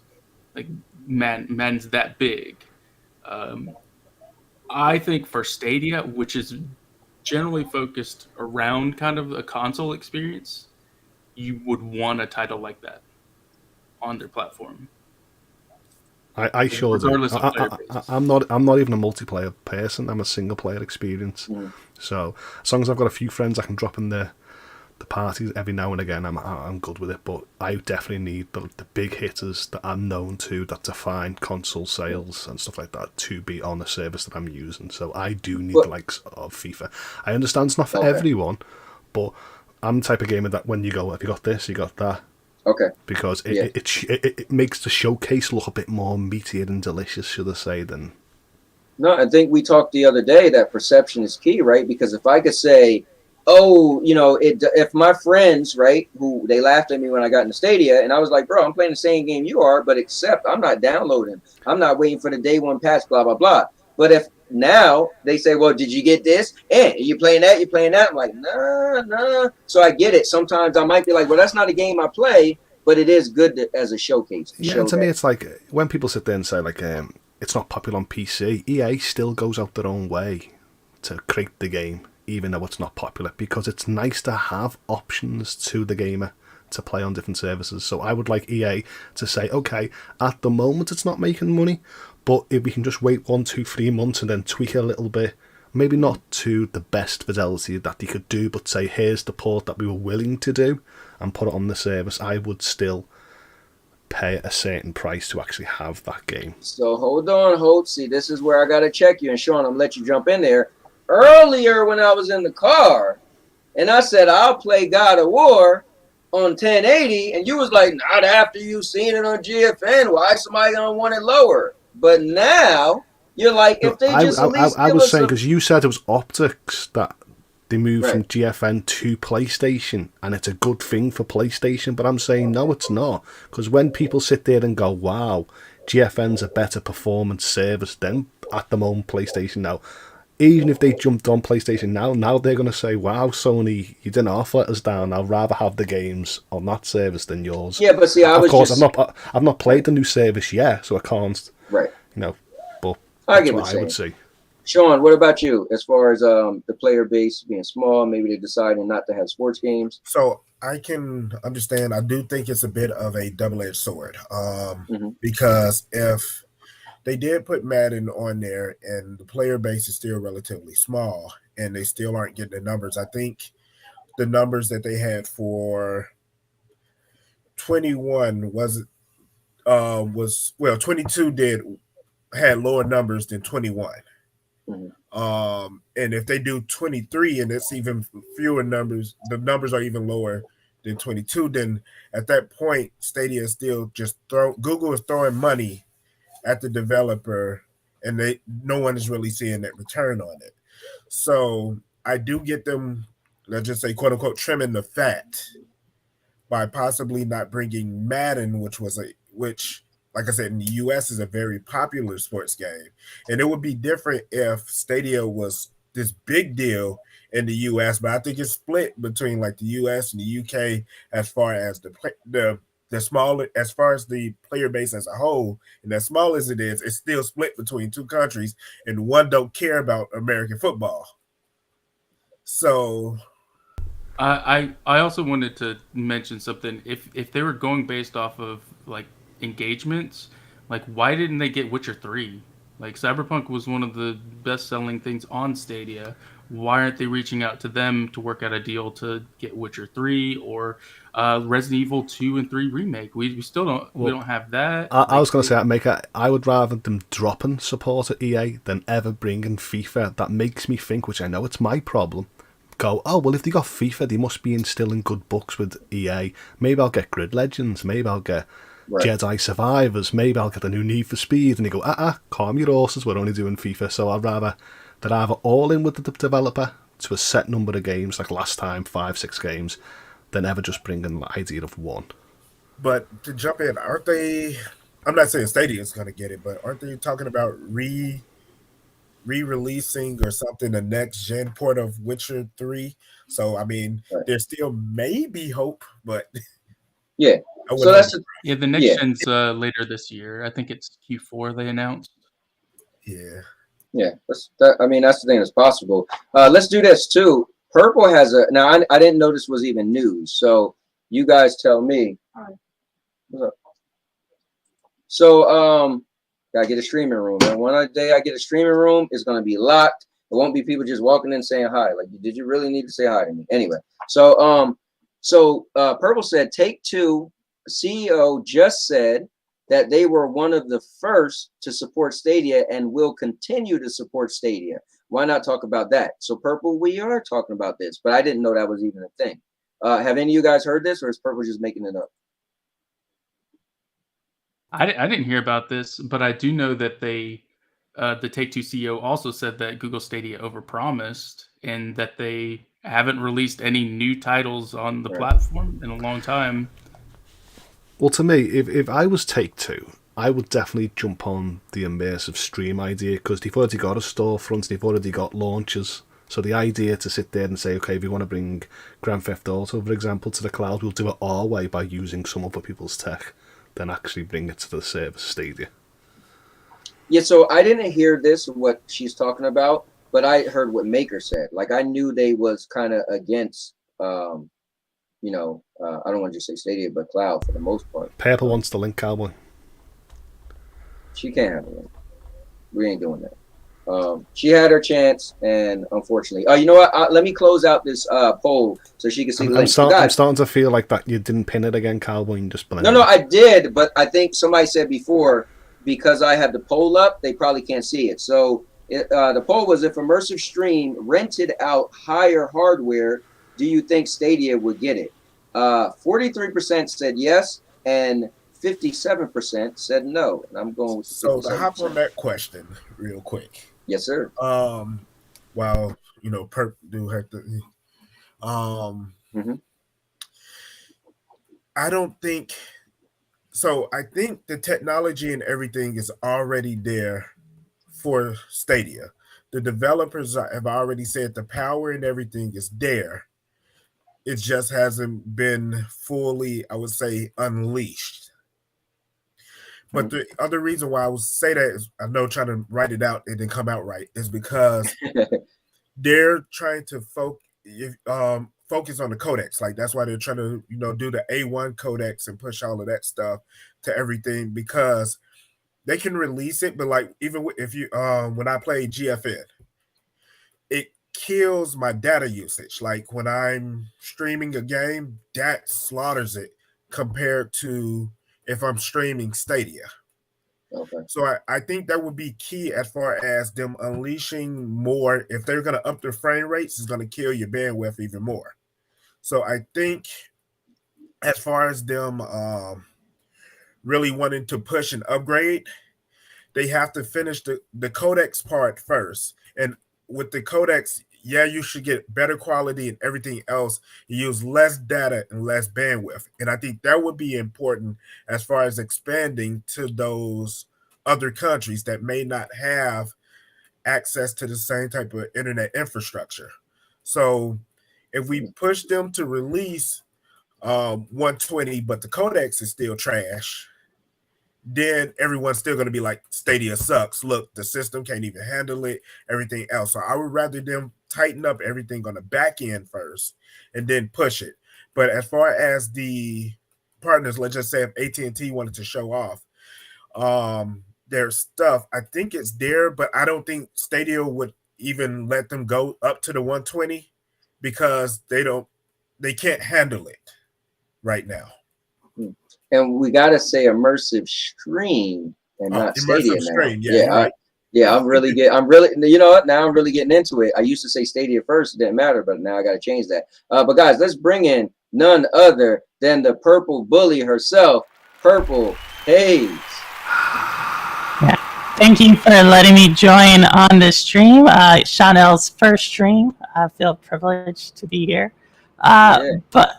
But no, so what I was saying is, so the biz industry conference is going on right now for gaming. And there was a interview, fireside. Just to let you know, you're really loud. Is Purple loud for everybody else? Really loud? No? Okay, it's just me. Fair enough. All right, go ahead. All right. If I am, I can turn down. No, it's just Cowboy head in your voice. You're perfectly sound in my ears. And that. Listen, it's Purple Bully. I don't even want to on here. Yeah, so he was basically doing a fireside chat, and it's a great interview. It's about 20 minutes long, and he talks about everything from the metaverse to his opinion on crypto to his opinion on cloud computing, cloud gaming, and so forth. And he actually mentioned Stadia by name.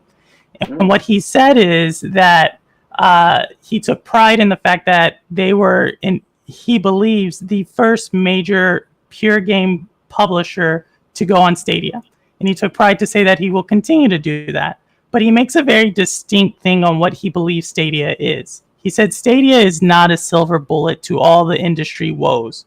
And he goes into talking about what are some of those biggest things his industry is facing, which is creators, the content creators, tech side, and being pinched on the cost to developing a game. But what he did say is that the streaming services in the online channels are exactly that. They're channels to sell the game, right? And then he goes on to just say, like, he will continue to support Stadia. And he also made a big point of saying that you will not see a Take-Two game on day and date streaming service.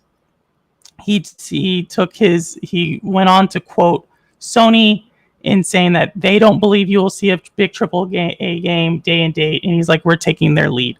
So I say all that to say that not all these game companies are, obviously they're not the same. They all take different approaches, but Stadia is still seen as a valuable partner in a lot of these CEOs' minds. And he said the time you probably will see a Take-Two game come on to the service is when they've already worn out the premium that they can charge for a game, not on streaming, not in subscription. It's a great interview to get the sound of a senior exec. So, but how cheap does it have to go? I mean, look at Grand Theft Auto 5. It's been there over a decade.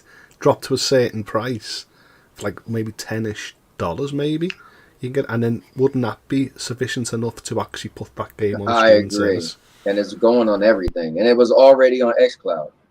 Yeah, so I think there is a lot of talk, obviously, about Grand Theft Auto 6, right? This is Take-Two again, so if when you follow the industry, Take-Two is probably the most like, we'll do what we want to do type of deal. We don't, investors be damned.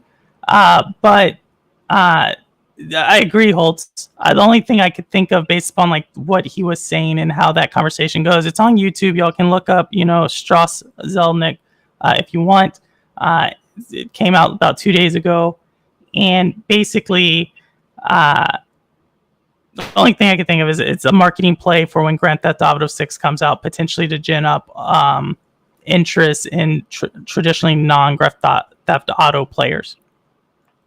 But I don't have an answer for you. That I'm not Strauss. So. Yeah, it's not just GTA though. I mean, like the new NBA, still no news on that.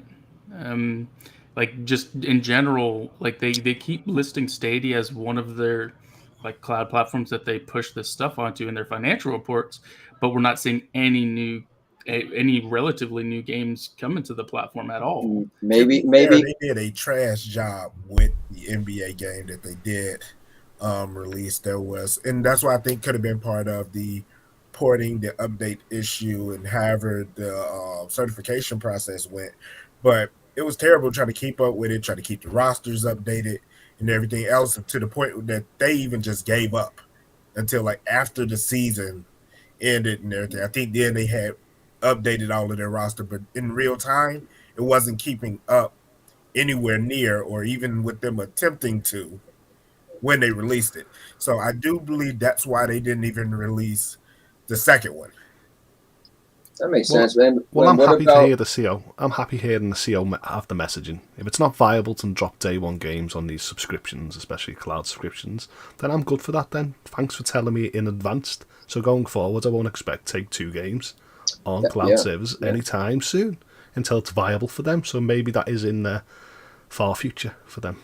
Compared to I mean, as you say that NBA 2K22 is on xCloud and coming to PlayStation Plus Premium, like this month actually.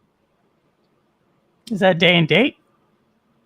No, but it's a lot faster than Stadia's getting it. So, but my thing was a day and date comment, and so there's just pointing out the fallacy in what you're saying.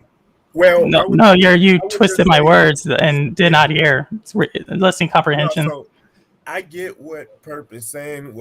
So they can release it and end up in the future doing a cloud version of it. But I think the part of it is that they won't really push it on anything else that would just be completely like free, because they're not going to get the money. Will they end up getting it on Game Pass or PS Now or whatever? Probably. But I don't think it'll start off on there. They might wait like half of the season. And part of the failure that it did come down to when it came to Stadia is there's an NBA game every night. So there's roster changes and updates every night. With NFL, it's weekly. So they can take the time to push those updates slower than it would to keep up with the active NBA roster. So I think that was part of, like I said, their hiccups with that type of stuff. I want this on a t-shirt that FCats just said, and I'm going to always chant this to the Take-Two CEO now. How low it needs to go. How low it needs to go. Always I thought it said Stadia is free. No. I mean, all I say is go look at, listen to it. Like, right. You don't shoot the messenger here. It's obviously it's on YouTube. I said you could go look it up. No, of course. I totally believe that the CEO would say something like that. And but here's what I want to say though. Deals with Stadia. Why would you want to potentially say bad things about someone you're currently working with? Well, no, because even Sony, their own publishers, and they've even said with their own service that they're not doing day ones on their own games. So I can totally see why other publishers would say exactly the same. Yeah, it makes sense. But I was going to say is that, again, I'm going back to low change porting. So when you guys talking about like, oh, well, if a game's not coming and why we did not bring it, but we just seen a small dev, the Sky Climbers, right? The CEO said, listen, we're pausing our production on the Stadia version for at least or up to 7 months, because we prefer to wait for the low change porting tools to come to us, because it's going to save us a lot of time, that much that we would just rather stop working on the game right now and wait. So why couldn't that be the same for these bigger companies where they're like, oh, we get the low change porting is in the wind. You know what? We're just going to wait. That's why I said, I believe in 2023, Q1, you'll probably hear announcements of games, not saying games are coming Q1, 2023, but that Q1, 2023, you can hear announcements that, oh, because of the low change porting, we got a bunch of companies on board, and you'll see their games in this year's current, in this current year of 2023. I don't know why it just can't be a thing.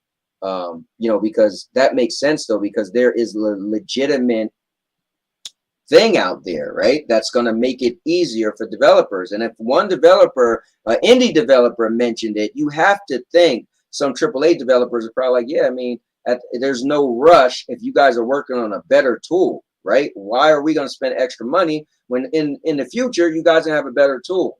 So we could wait. So I don't know if you guys want to comment on that, but let me read this question because it's been here. Oh, go ahead. I wanted to say there's still no guarantee that they'll bring it. I mean, just look at GFN. All their porting process is done by GFN for their service, and they're not getting NBA 2K22.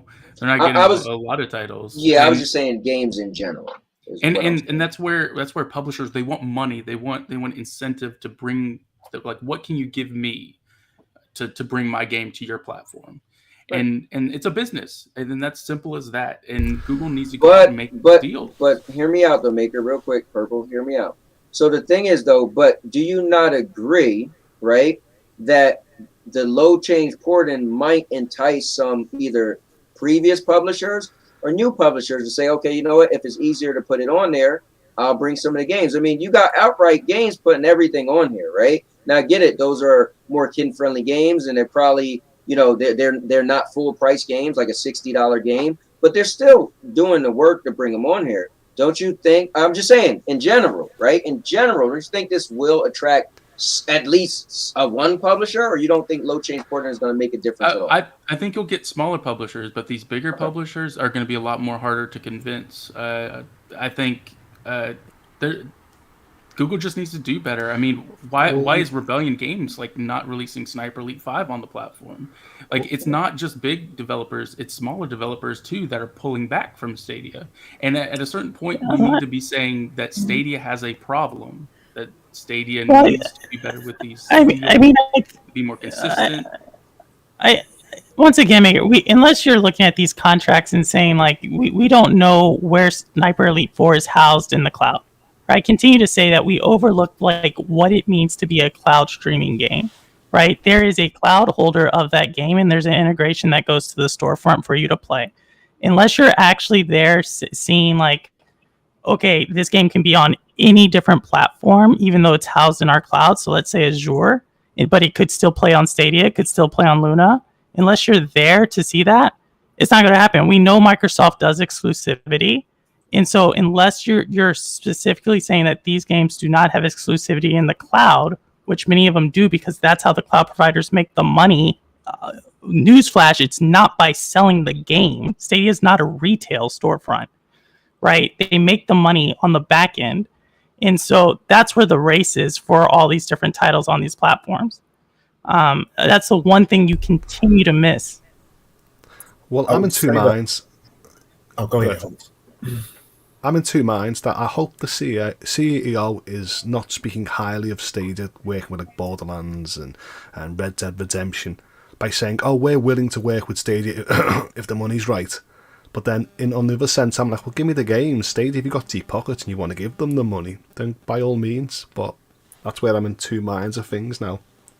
Well, I think right now, Stadia and Google are in that process of trying to refocus and redefine itself for what it is. The reality hit them and everything else. So right now, I do believe their main push is first partnerships to do the advertising and whatever funding it takes to revamp their porting process. Now, I do believe once all of that is finalized and everything else, you'll start hearing about deals. But you don't want to, and because, I mean, right now, you don't want to push and try to get developers to come over with, hey, we promise soon we'll have this. I think it's once most of them get more of the tech in their hand. That's why they have the little beta group out there porting stuff over and fixing the bugs. I think once you have more of a finalized product, you can give it to developers. Here, play around with this. We can show you how easy it is. I think they can strike more deals then. The games we are seeing now are from the beginning, earlier 2 years ago deals. I completely agree with that. And I think right now they realized over those first 2, almost 3 years, okay, this worked. It started off fine, and then we fell off. Where did we mess up? And I think it's just a revamp. But I wouldn't announce any new partnerships or anything until we get the new porting process. If I was them, if I was in the room, let's finalize this. Let's finish pushing to other markets. Once we unleash in India or whatever, we can announce this expansion plus our brand new partners. Because people already feel a way about Stadia right now. If you think it's dead, them saying, hey, we're getting 2 more new AAA games isn't going to change your mind about you thinking Stadia is dead. But if they show that they're doing a bunch of things in our release on massive front, then the mind may change.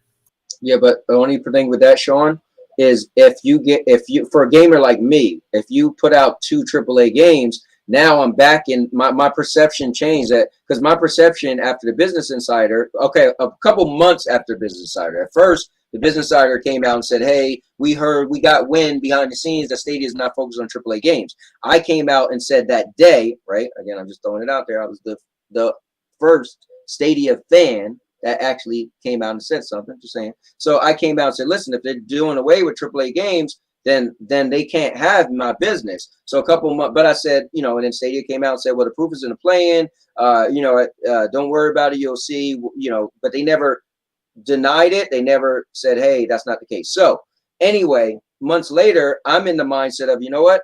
They might have been right. Maybe Stadia isn't going after AAA games. And for a gamer like me, then I got to make Stadia no longer my only, but a combo. Or I got to change my thinking that, like, you never know, Stadia maybe not get it. Now I'm like, they're probably not. So what I'm saying is if they release 2 AAA bangers, I'd be like, you know what? Stadia's back in the mindset for me. You never know. They might get stuff. Hey, right? But if they go to and expand, then we could say, cool. They're opening it up somewhere else, but it's still just going to be the land of indie games, but to other places. So that I makes wouldn't sense. expect any real talk. I wouldn't expect any new like hitter games until fall. Once it get like fall, going into winter, holiday time, that is what I really think Stadia's make or break time is. Okay.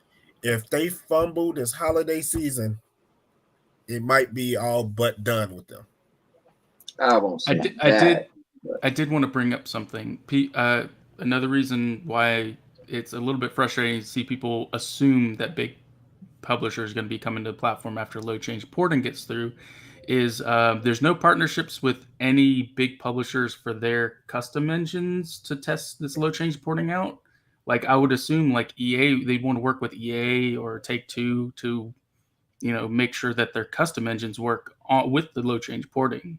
And without that, I mean, you'd have to release the load change porting and then work out some deal with some of these bigger publishers to make sure it's working properly. But I totally agree with you. But I also think Stadia is not the same as Google Cloud. Those are 2 totally different departments, and they report up to 2 totally different VPs at Google, senior VPs, that is. So, like, potentially that is happening, but unless you're looking up Google Cloud partnerships, you're not going to see it. I also think like another thing I would be really interested to see as far as AAA, I actually have a question for you on Cowboy on this one is when you say AAA, do you mean day and date AAA or just a AAA game coming in? Right. Because I've said before, one of the things I think is coming is Dying Light too, just because when we look at Nintendo's cloud gaming system, they have all their games that are in the cloud are either on Luna, xCloud, and Stadia, right? And the majority of them are actually on Stadia, which makes me think from a business standpoint that they probably tried out all 3, tested them, and then they may have already picked Stadia. So when Dying Light comes out on Nintendo's cloud, which it hasn't, right? When Stadia came off of that announcement of Dying Light being day and date, it also came off for Nintendo Cloud. They have said that's going to come in August 2022. So I'm going to be curious if that comes. But is that a AAA game that would satisfy you, Cowboy? Or no, you're saying a day and date AAA game? So for me, personally, I actually rented that game a couple months ago, and I played it for all of less than 2 hours and sent it back. But for the platform, so I'm not going to do the selfish thing. No, for me, yeah, that would be good for me because I don't care if it's late or not. A AAA game is still a AAA game. Now I get it; it's way more valuable as a day and date, but it shows me that they are getting AAA games. So I'm fine. Yeah, you get Dying Light 2. That's cool. Now some people might say, well, that was done 2 years ago. I don't care because it still shows me that you're still, whether it's 2 years ago, 8 years ago, that Stadia itself is still getting some AAA games. So I'm cool with it. Older AAA. Hell, put the God of War. You see how people went crazy on PC, and God of War was 4 years old. And they thought it was the greatest thing in the world. GFN people like, yeah. I'm like, bro, I played and beat that 4 years ago. But guess what? I give you credit because it is a AAA game. You could talk and say that's on our service, and that's why we're talking today because it hits you hard when it's no longer on your service because it's a AAA game. I have a question for the group, but go ahead, Maker. Oh, I just wanted to clarify. God of War didn't come to PC until January of this year. I said that. January. So, yeah, but I mean, it was still new for PC players. I think Yeah, I think it's 4 fair to years say later. that it's a decent get for PC. No. I hear you, And but GFN. the thing is, when we talk about Stadia, the first thing we do is say you don't got games, go somewhere else. So it has to be the same for PC players. You don't got God of War, get a PlayStation. So you had the same opportunity as a Stadia player to get some. I went out and bought a PlayStation 5, right? So you could say, well, Anthony, go buy a PlayStation 5. So PC, well, it came to just the PC in January. I don't care because you always could have bought a PlayStation 3. Well, you do that focus that it didn't come to GFN on day and date of the Epic Store. It came a few months after you got it, and then it got removed a few months after. You can say that too.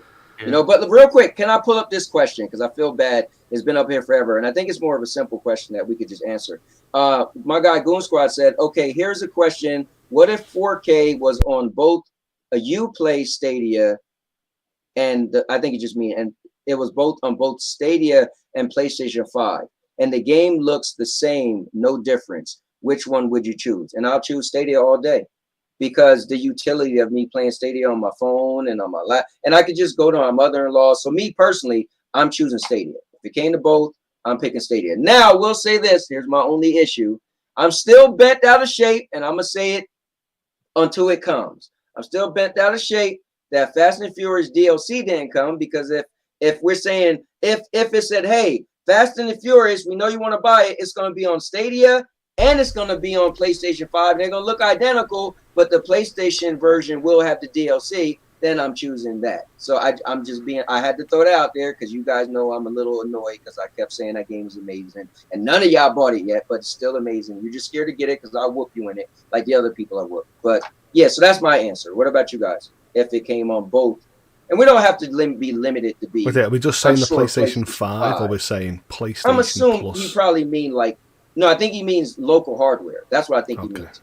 Versus Stadia versus local hardware.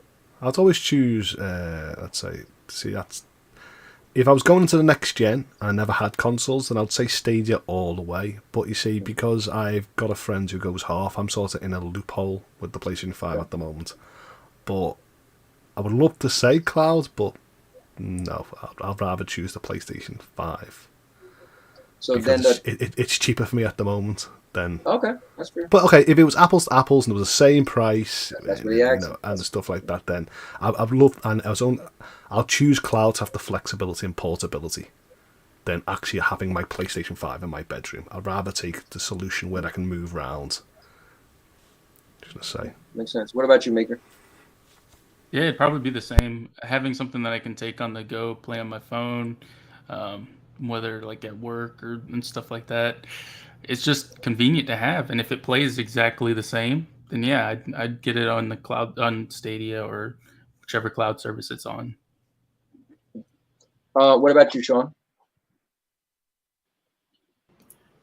I would choose cloud, and that's mainly because of convenience for me. I don't have the time to sit there and watch updates and everything else. So if everything can happen behind the scenes, I just turn on whatever and get into a game. I'm choosing cloud all day.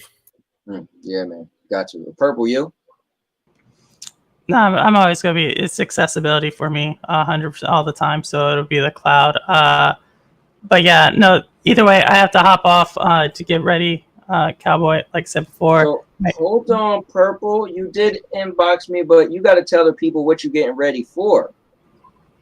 Oh, Shades of Purple. Primo is going to be on the show.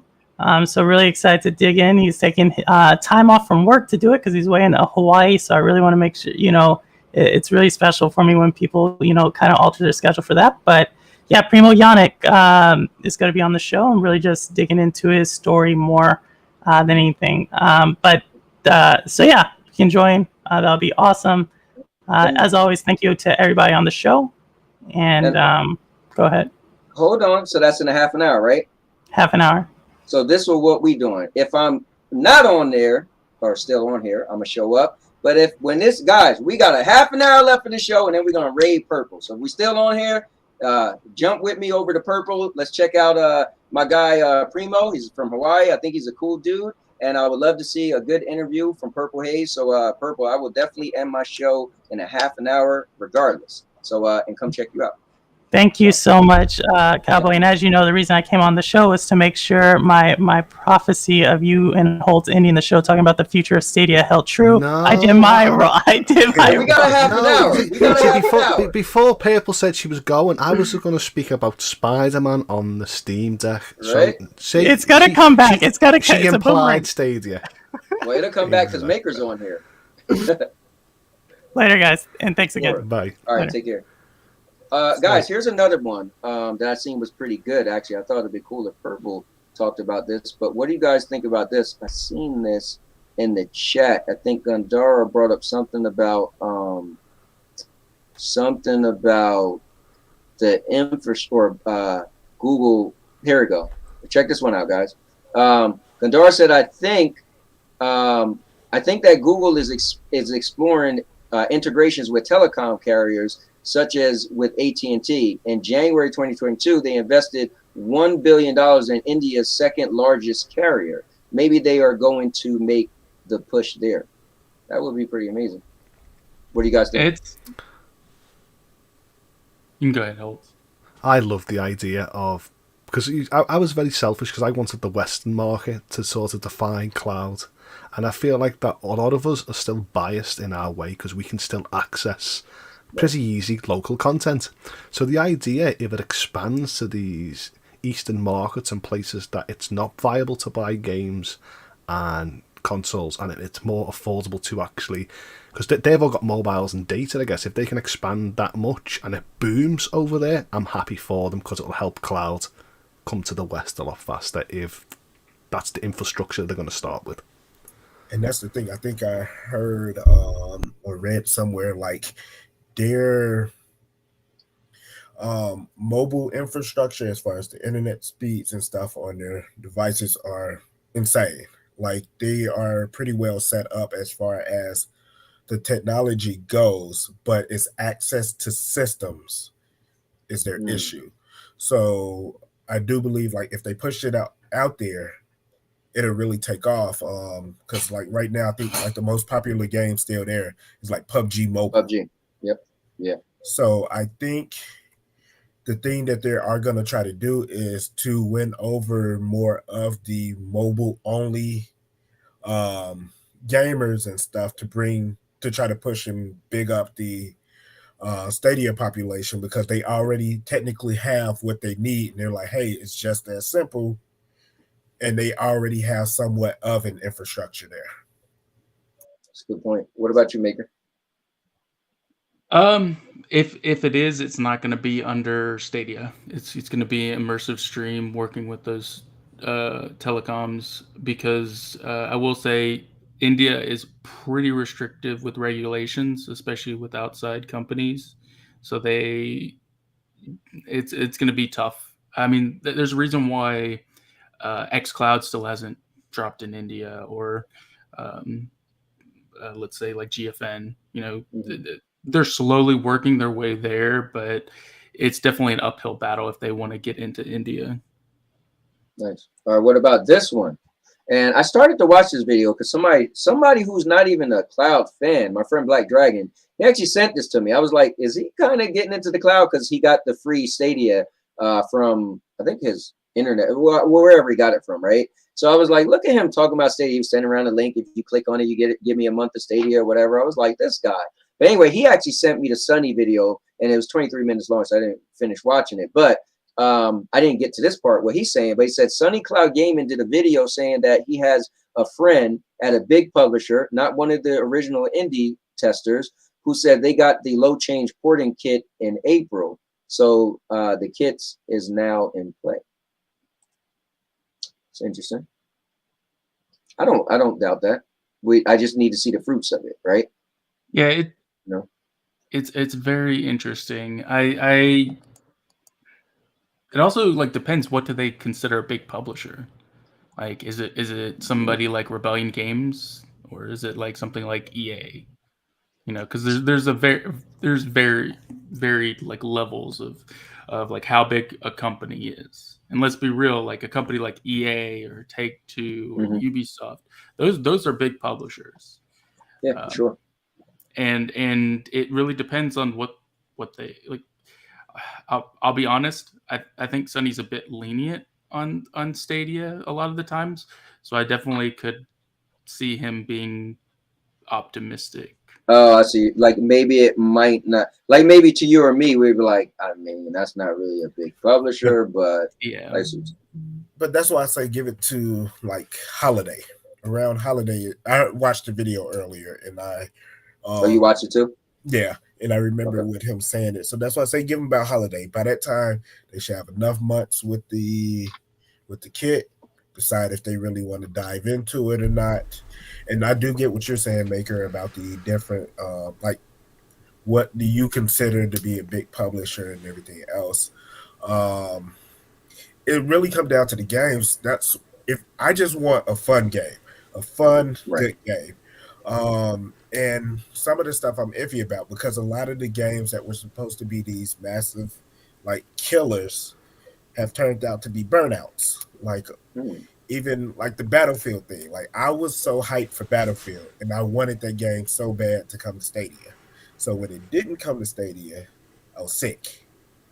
But then after all of the backlash and everything it was getting and the numbers, I was like, well, if it was on Stadia, it would be hard to even get those matches anyway. Maybe I'm not missing much. But, I mean, it would have looked good, but it would have just been something else sitting in my collection collecting dust.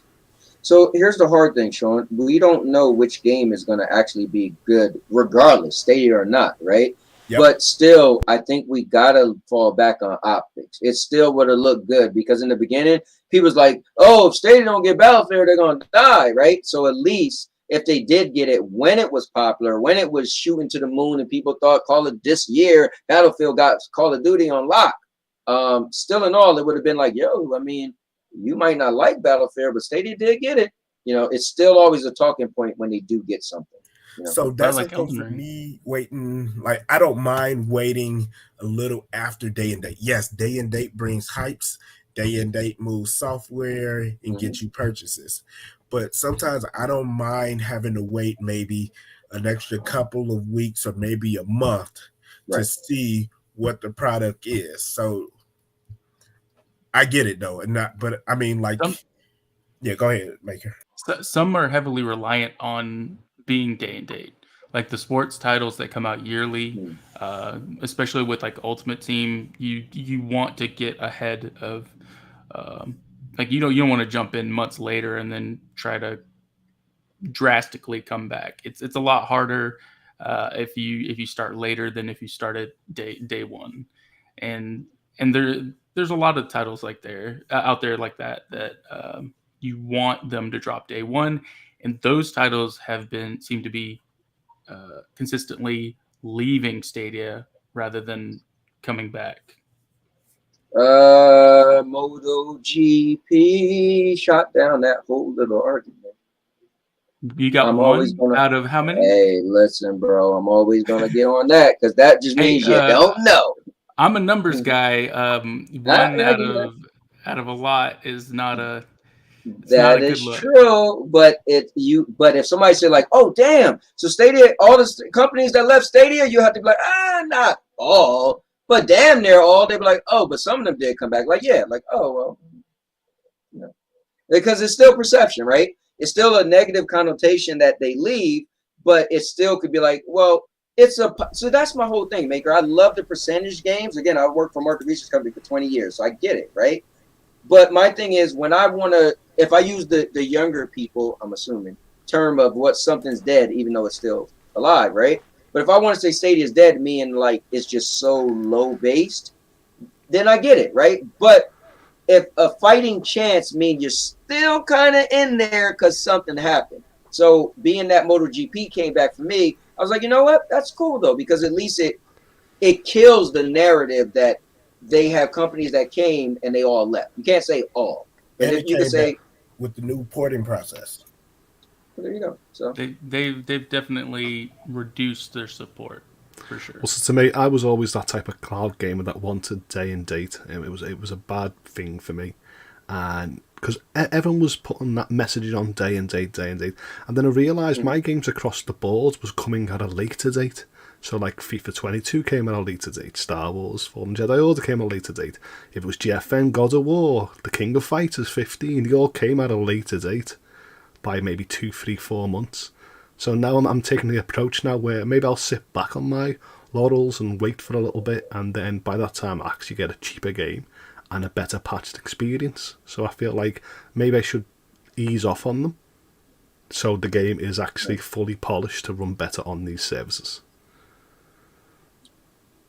I don't know if I feel like I should be easier up on them, because I feel like if you're getting a game, I'm sure you made a deal ahead of time and you should have just had it ready. I mean, that's for anything. That's for any game that get delayed. But don't put a date out there. Or how about you put 4 months after the date you was going to use to make sure, and then you could be like, and the game's coming out early, but really it could have been the date. Yeah, but we've seen that on physical hardware, I think, where for years they've put a date, cemented the date, and then by the time it gets nearly going gold, they go, oh, we need a few more months.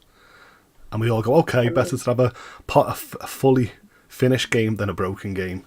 So I can imagine seeing that with cloud. We'll put it out when we've got the resources to polish it up to our best ability due to price and put it on the service.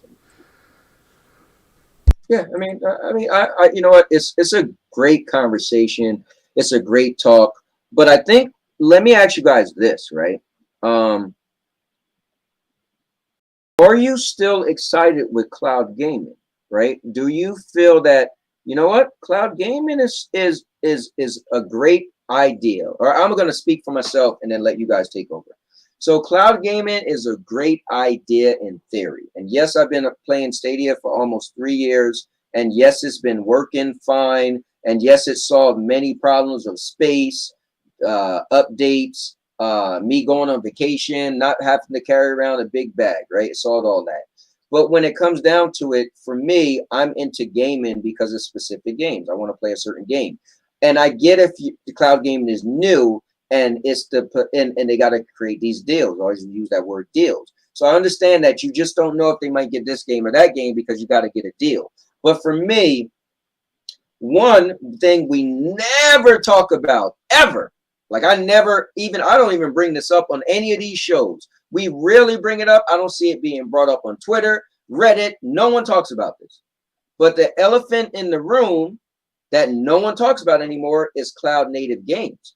Once upon a time, people was excited because cloud gaming didn't just solve space. It didn't just solve updates. It didn't just solve being able to travel, right? It didn't just solve that. It was supposed to also bring something to gaming that we haven't seen before. So when that went out the window, I was okay because I never seen it anyway. I fall back on, I can't miss what I never had.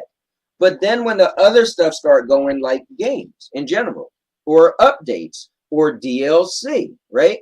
So now I get some people like Ace, like, oh man, I'm getting burnt out with cloud because I'm not getting stuff. I get it. I'm not that far gone, right? I always got to have cloud in my life because I feel like it definitely is something amazing and I love it. And everything it brought to the table, I don't want to turn my back on. I would never. But I can say I'm starting to feel like the question Goon Squad had. If it was on this or on this, and Holtz had to think about it. Well, I mean, if I save money, I kind of have to think about it. I mean, technically, if I could I said this in the past panel. I am fatigued at the moment because there's a lot of games that have been missed across the board, right? That I really wanted.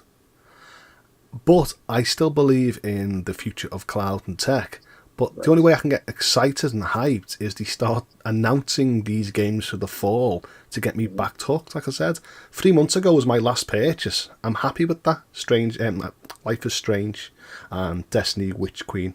So I did invest in cloud, right? So I'm happy at the moment. But then as time goes on, I really want to sink my teeth into something else and start being hyped. And at the moment, across the board, there's nothing for me to be raving on about and clicking that pre-order button. So it looks like it's going, and that's the best thing about cloud. It seems to be a roller coaster, up, down, up, down, up, down. Yeah. So yeah. I do hope in June, which usually is the E3, old E3 window, we actually start seeing some announcements and logos and some things that can tide me over to start speaking again in cloud. But if it's not, I'll just solely focus on what I've actually got. Well, you know what the thing too is, Holtz, is that speaking of this topic, right? It's even like today, it was news with GFN, right? It's like I love cloud, period, and it just it's upsetting when it's always some blow, right? Now, hopefully, Sony will pick up the slack with their own thing, right? So maybe you can listen. I get it. xCloud's gonna have something nobody else is gonna have. Nintendo's gonna get deals nobody else is gonna have. Sony's gonna do this, right? But it just sucks when it's some negative thing that happens. And I just totally forgot that F Cat was sitting here forever in the waiting ring. What's up, F? Sorry, you should have just like threw a bomb at me or something. But it just sucks when you hear like something kind of sort of negative for cloud. But anyway, what about you, Maker? As far as I was gonna say, I definitely, I think I kind of knew cloud wasn't there yet, and you can kind of see it with. It's just not growing as fast as I think a lot of these companies would really like it to. Right. And but I think it is the future. I think eventually it will get a lot bigger. But as a lot of companies have said, it's probably not going to be until that big cloud exclusive game where you can only play it in the cloud is when it's really going to take off, where people have to. I do think not getting day-and-date releases is a big hit for cloud because, in my opinion, like you take Elden Ring, for example, people were talking that for the first month it came out. Just that's all I saw on my Twitter feed was Elden Ring, Elden Ring, Elden Ring. Everybody's talking about it. And when there's so much talk about it, people want to play it. Right. And that's why you see such a big number in sales on release days, because when it comes out, everybody wants to talk about it.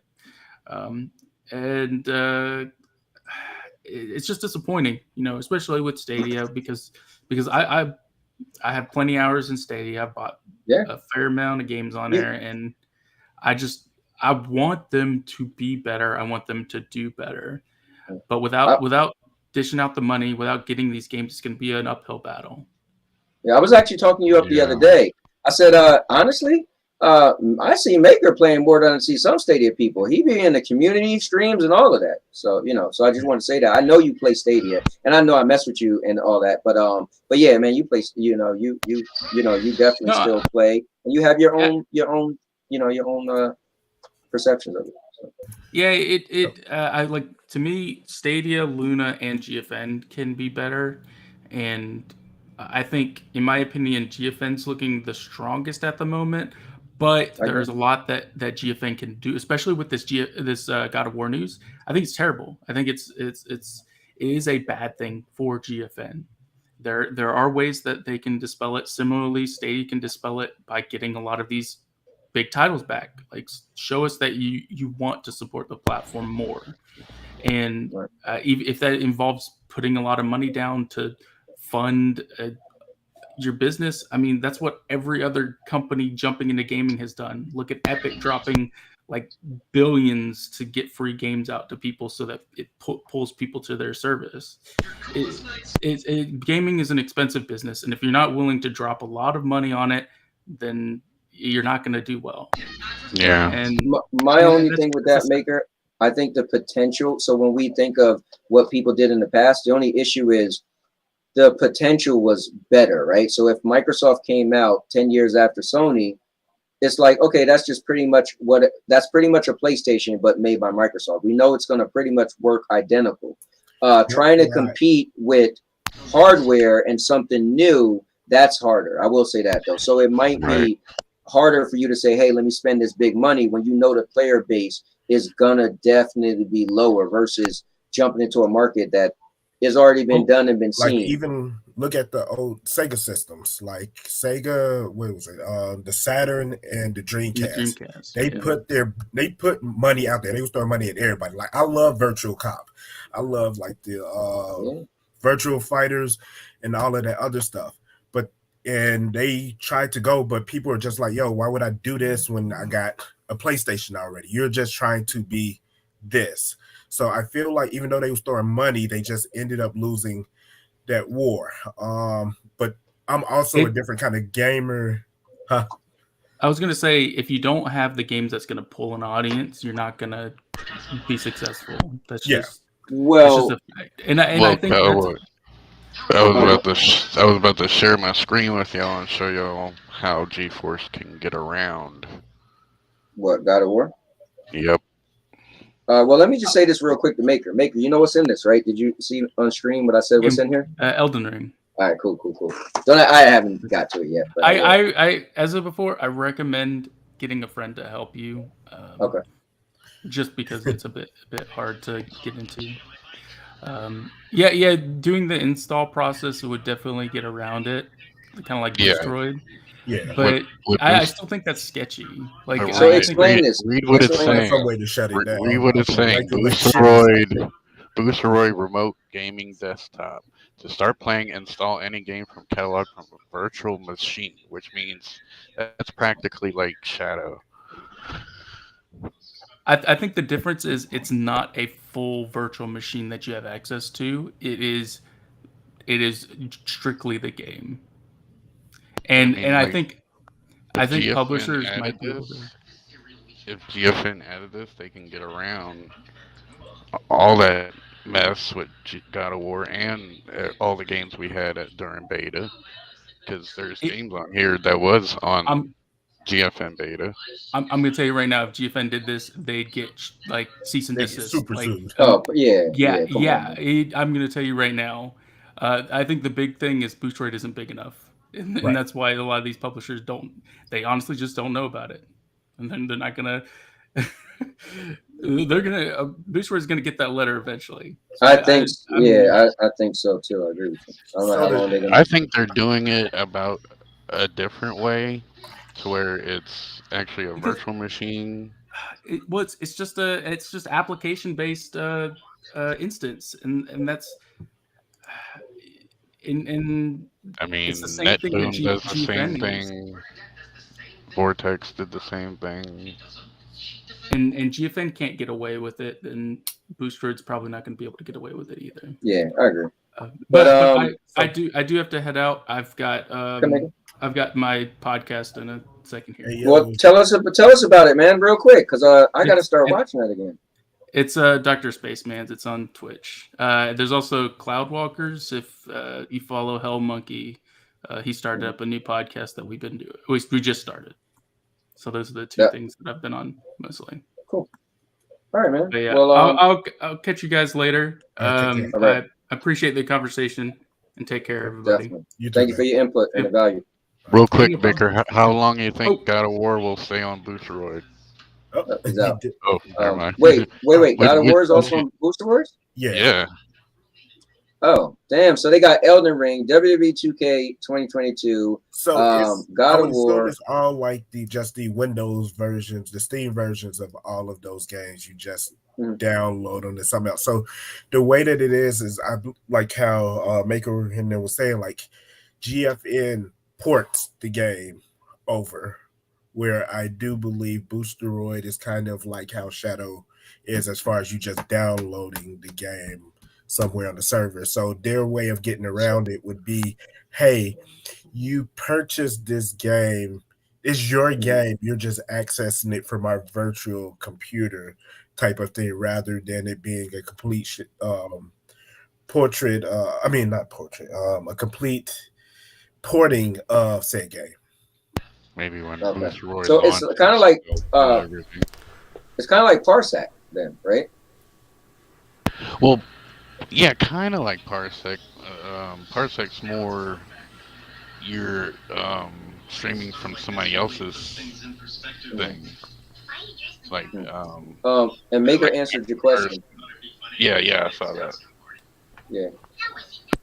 I think, yeah, probably when Boosteroid actually launches, they'll start cracking down on the games. Let me ask you this. I'm still excited about Cloud. It changed the type of gamer I am. I would say Stadia and Switch changed the type of gamer I am. You know, I'm getting older. I'm going to school, work, family, you know, so being able to play certain games on the go has worked for me. Like at work, I got an hour, I'm gonna hop on. Maybe I'm traveling, I'm gonna play it. So it did change the type of gamer I am. So where I used to be this hardcore, I have to have everything. So it's like every paycheck I get, it go 5 games over here on this, 5 games on that. Because Stadia has been slow and selective with their games, it changed the type of gamer I am. So now I've fallen back on where, okay, I just got paid here. Instead of me dropping, $300 on games, it's like, all right, nothing's out here worth me dropping the $300 on. So hey, I like this one game. Now I'm starting to buy and actually play and finish games compared to me just building this massive library of stuff that I really don't have the time or energy for. Nice. It was a combo effort for me. I got into Destiny when it first came out, however long ago that was. And so I got into actually playing one game being my primary game. And I noticed as the years will go by, as I start playing less and less games or paying for it, and I started to really rent more games, right? And I realized, you know what? A multiplayer game is more my speed. And so when I came to Stadia was getting a bunch of games, but I was already into only maybe buying 4 games a year anyway. And then so when Stadia started to lessen those AAA games you would technically run out and buy, I was already like, well, it doesn't bother me. So a lot of people say, you're not mad they don't got this, and that. I said, those aren't my type of game, so I'm good. So Stadia did kind of change me because then I got into Stadia Pro. I did since day one. And I started to do my first impressions on every Stadia Pro game. I'm like, oh, that's kind of a cool game because it's an indie game and I would have never, ever, ever cared about. So I actually started to play games that like little games would kind of hold me over, and I actually played them where I wouldn't. And so Stadia did change me as a gamer as well. I'm glad you brought that up. No, so we have to keep focus on Boosteroid for another 2 minutes before we raid purple. We can't. I know, right? We can't end on that point. Well, I want to bring up PlayStation actually, guys. So in 2 weeks, PlayStation. I'm only gonna because it's only PlayStation Plus Premium that has cloud streaming. So whenever I've got premium. I've got premium for a few months to like October, November, because I've got the Now and Plus tier, so it merges together. So I really hope this is the time, because I've been a PlayStation Now subscriber for a while now and for a few years and stuff like that. But if it doesn't hit hard with at least giving me sort of PlayStation 4 Pro upscale games or something the likes of entry to PlayStation 5, then it's not enough for me to stick around, because I'm going to be that game that goes got, played. And I'm going to just take the approach of just...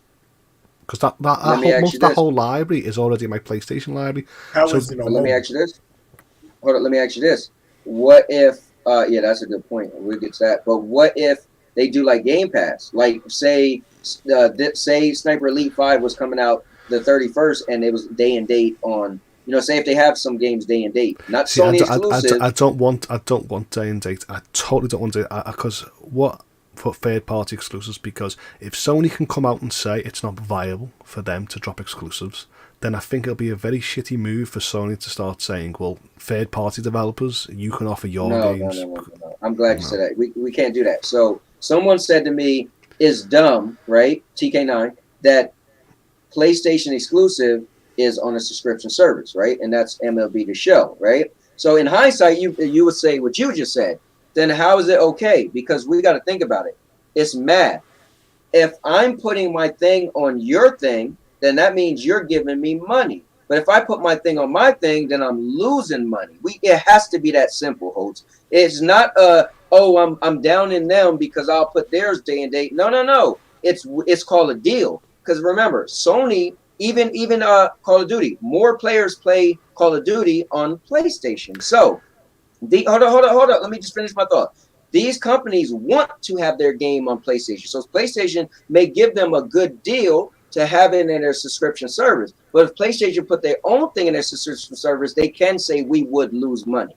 It just makes sense economically. It's not. Yeah, it's just that when they put that messaging across, I'll expect more from the service. Hey, it is what it is. So to me, I'm like, okay, let the game sell in stores and digital storefronts. Give it 2, 3, 4, 5 months, and then add it to the service. I'm happy with that. You mean a third party? Yeah, third party. No, see, for me, if I want your service and I get it, that you can't put yours, because I financially understand that, right? I get it. But to get me would also to be doing what Game Pass is doing, because I get it. You're not going to do what Game Pass is doing because they're losing money when they put their games on there. I get that. But hey, also add like a Sniper Elite 5 day and date. Like that makes me say, okay, this service is attractive. You got to do that. If you don't do that, forget the whole, well, what is the industry going to say? Ours are better than yours? I don't care. Maybe we consider my game, maybe Last of Us 2 is considered higher than a Sniper Elite 5. But as a consumer, if you could also bring a Sniper Elite 5 day and date, that rings to me. You know, again, but I wouldn't. It goes back to the point. I wouldn't be that gamer where they've done a deal for Sniper Elite, and I'm like, oh, good for them. And then next month they go, oh, another Cowboys game, WWE, and good for them as well. And then next month, oh, good for them. And I'm like, come on, Sony. Yeah, but Holtz. You're saying that you, as a consumer, because they're not bringing their day and date games, you don't want other day and date games. If that could make sense somehow, and you're still going to pay for it. No, because I'm trying to say I'd expect more from them going forward. You know, if the developer comes out and says, okay, we had to make the deal because we didn't believe we're going to make money, so we took a deal to sweeten it and develop the game, good for them. But what I'm trying to say is, once day and dates come into that service, I'm going to start expecting, well, PlayStation now, why aren't you doing more than your competitors' Game Pass? And then that's where you've done it once, you've done it twice, these them palms, and I'll expect. But do you, I don't know, I want to read purple, but you get what I'm saying, the money aspect, right? If you put your own thing, if you spent money to make this and you said, I'm just going to wrap it in my service versus selling these and you can make more money, why would you do that? Like, would you do that is what I want to know. Like, would you do that to yourself? Well, it depends on what stage. I don't think you would, because I wouldn't, right? I'd be like, wait, hold on. So it depends on the base. Yeah, and how many users, and I guess it all depends on how you can monetize how much a person streams it. So let's just say Amazon, for example, how they have New World, and New World was created by an Amazon studio, and they released it, but they did not put it on Luna. It's probably because they make more money off of people purchasing, the game or stuff within the game and playing it compared to using their subscription service. I think once more companies find a way to monetize differently, or I would say differently off of a subscription service, that they would then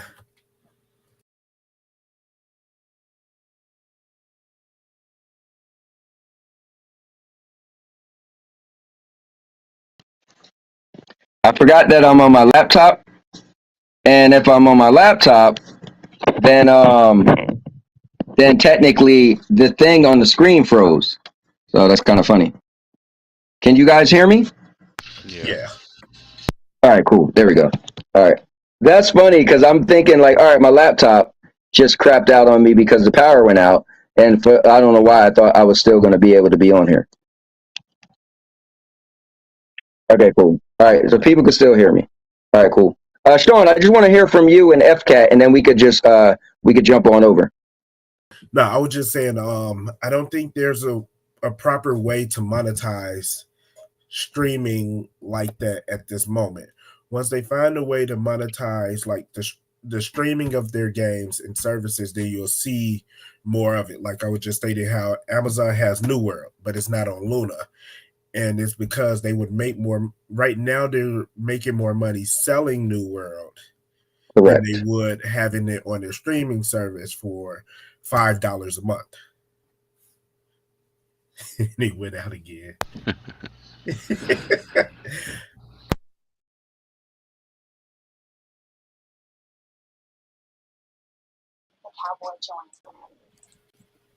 All right, we back in there.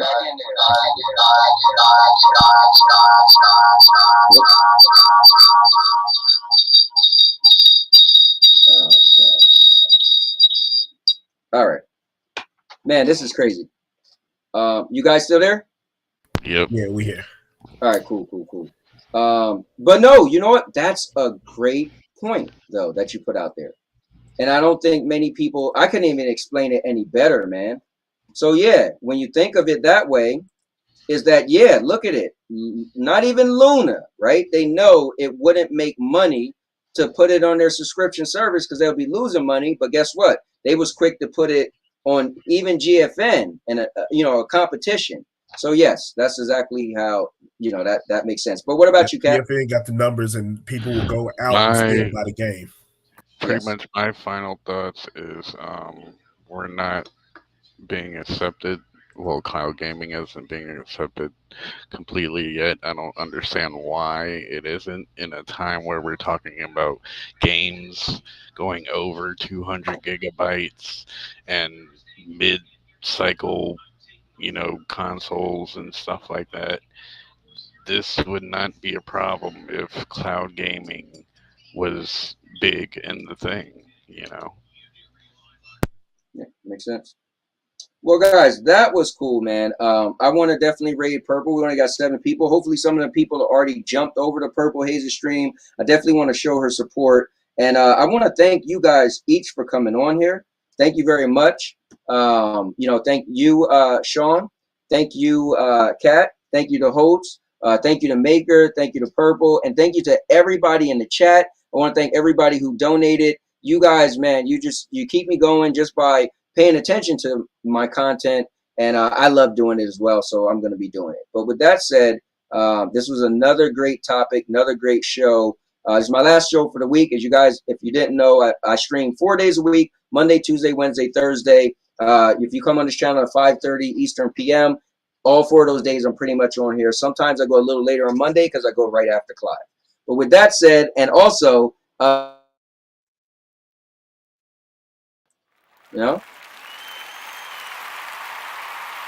that's it, guys.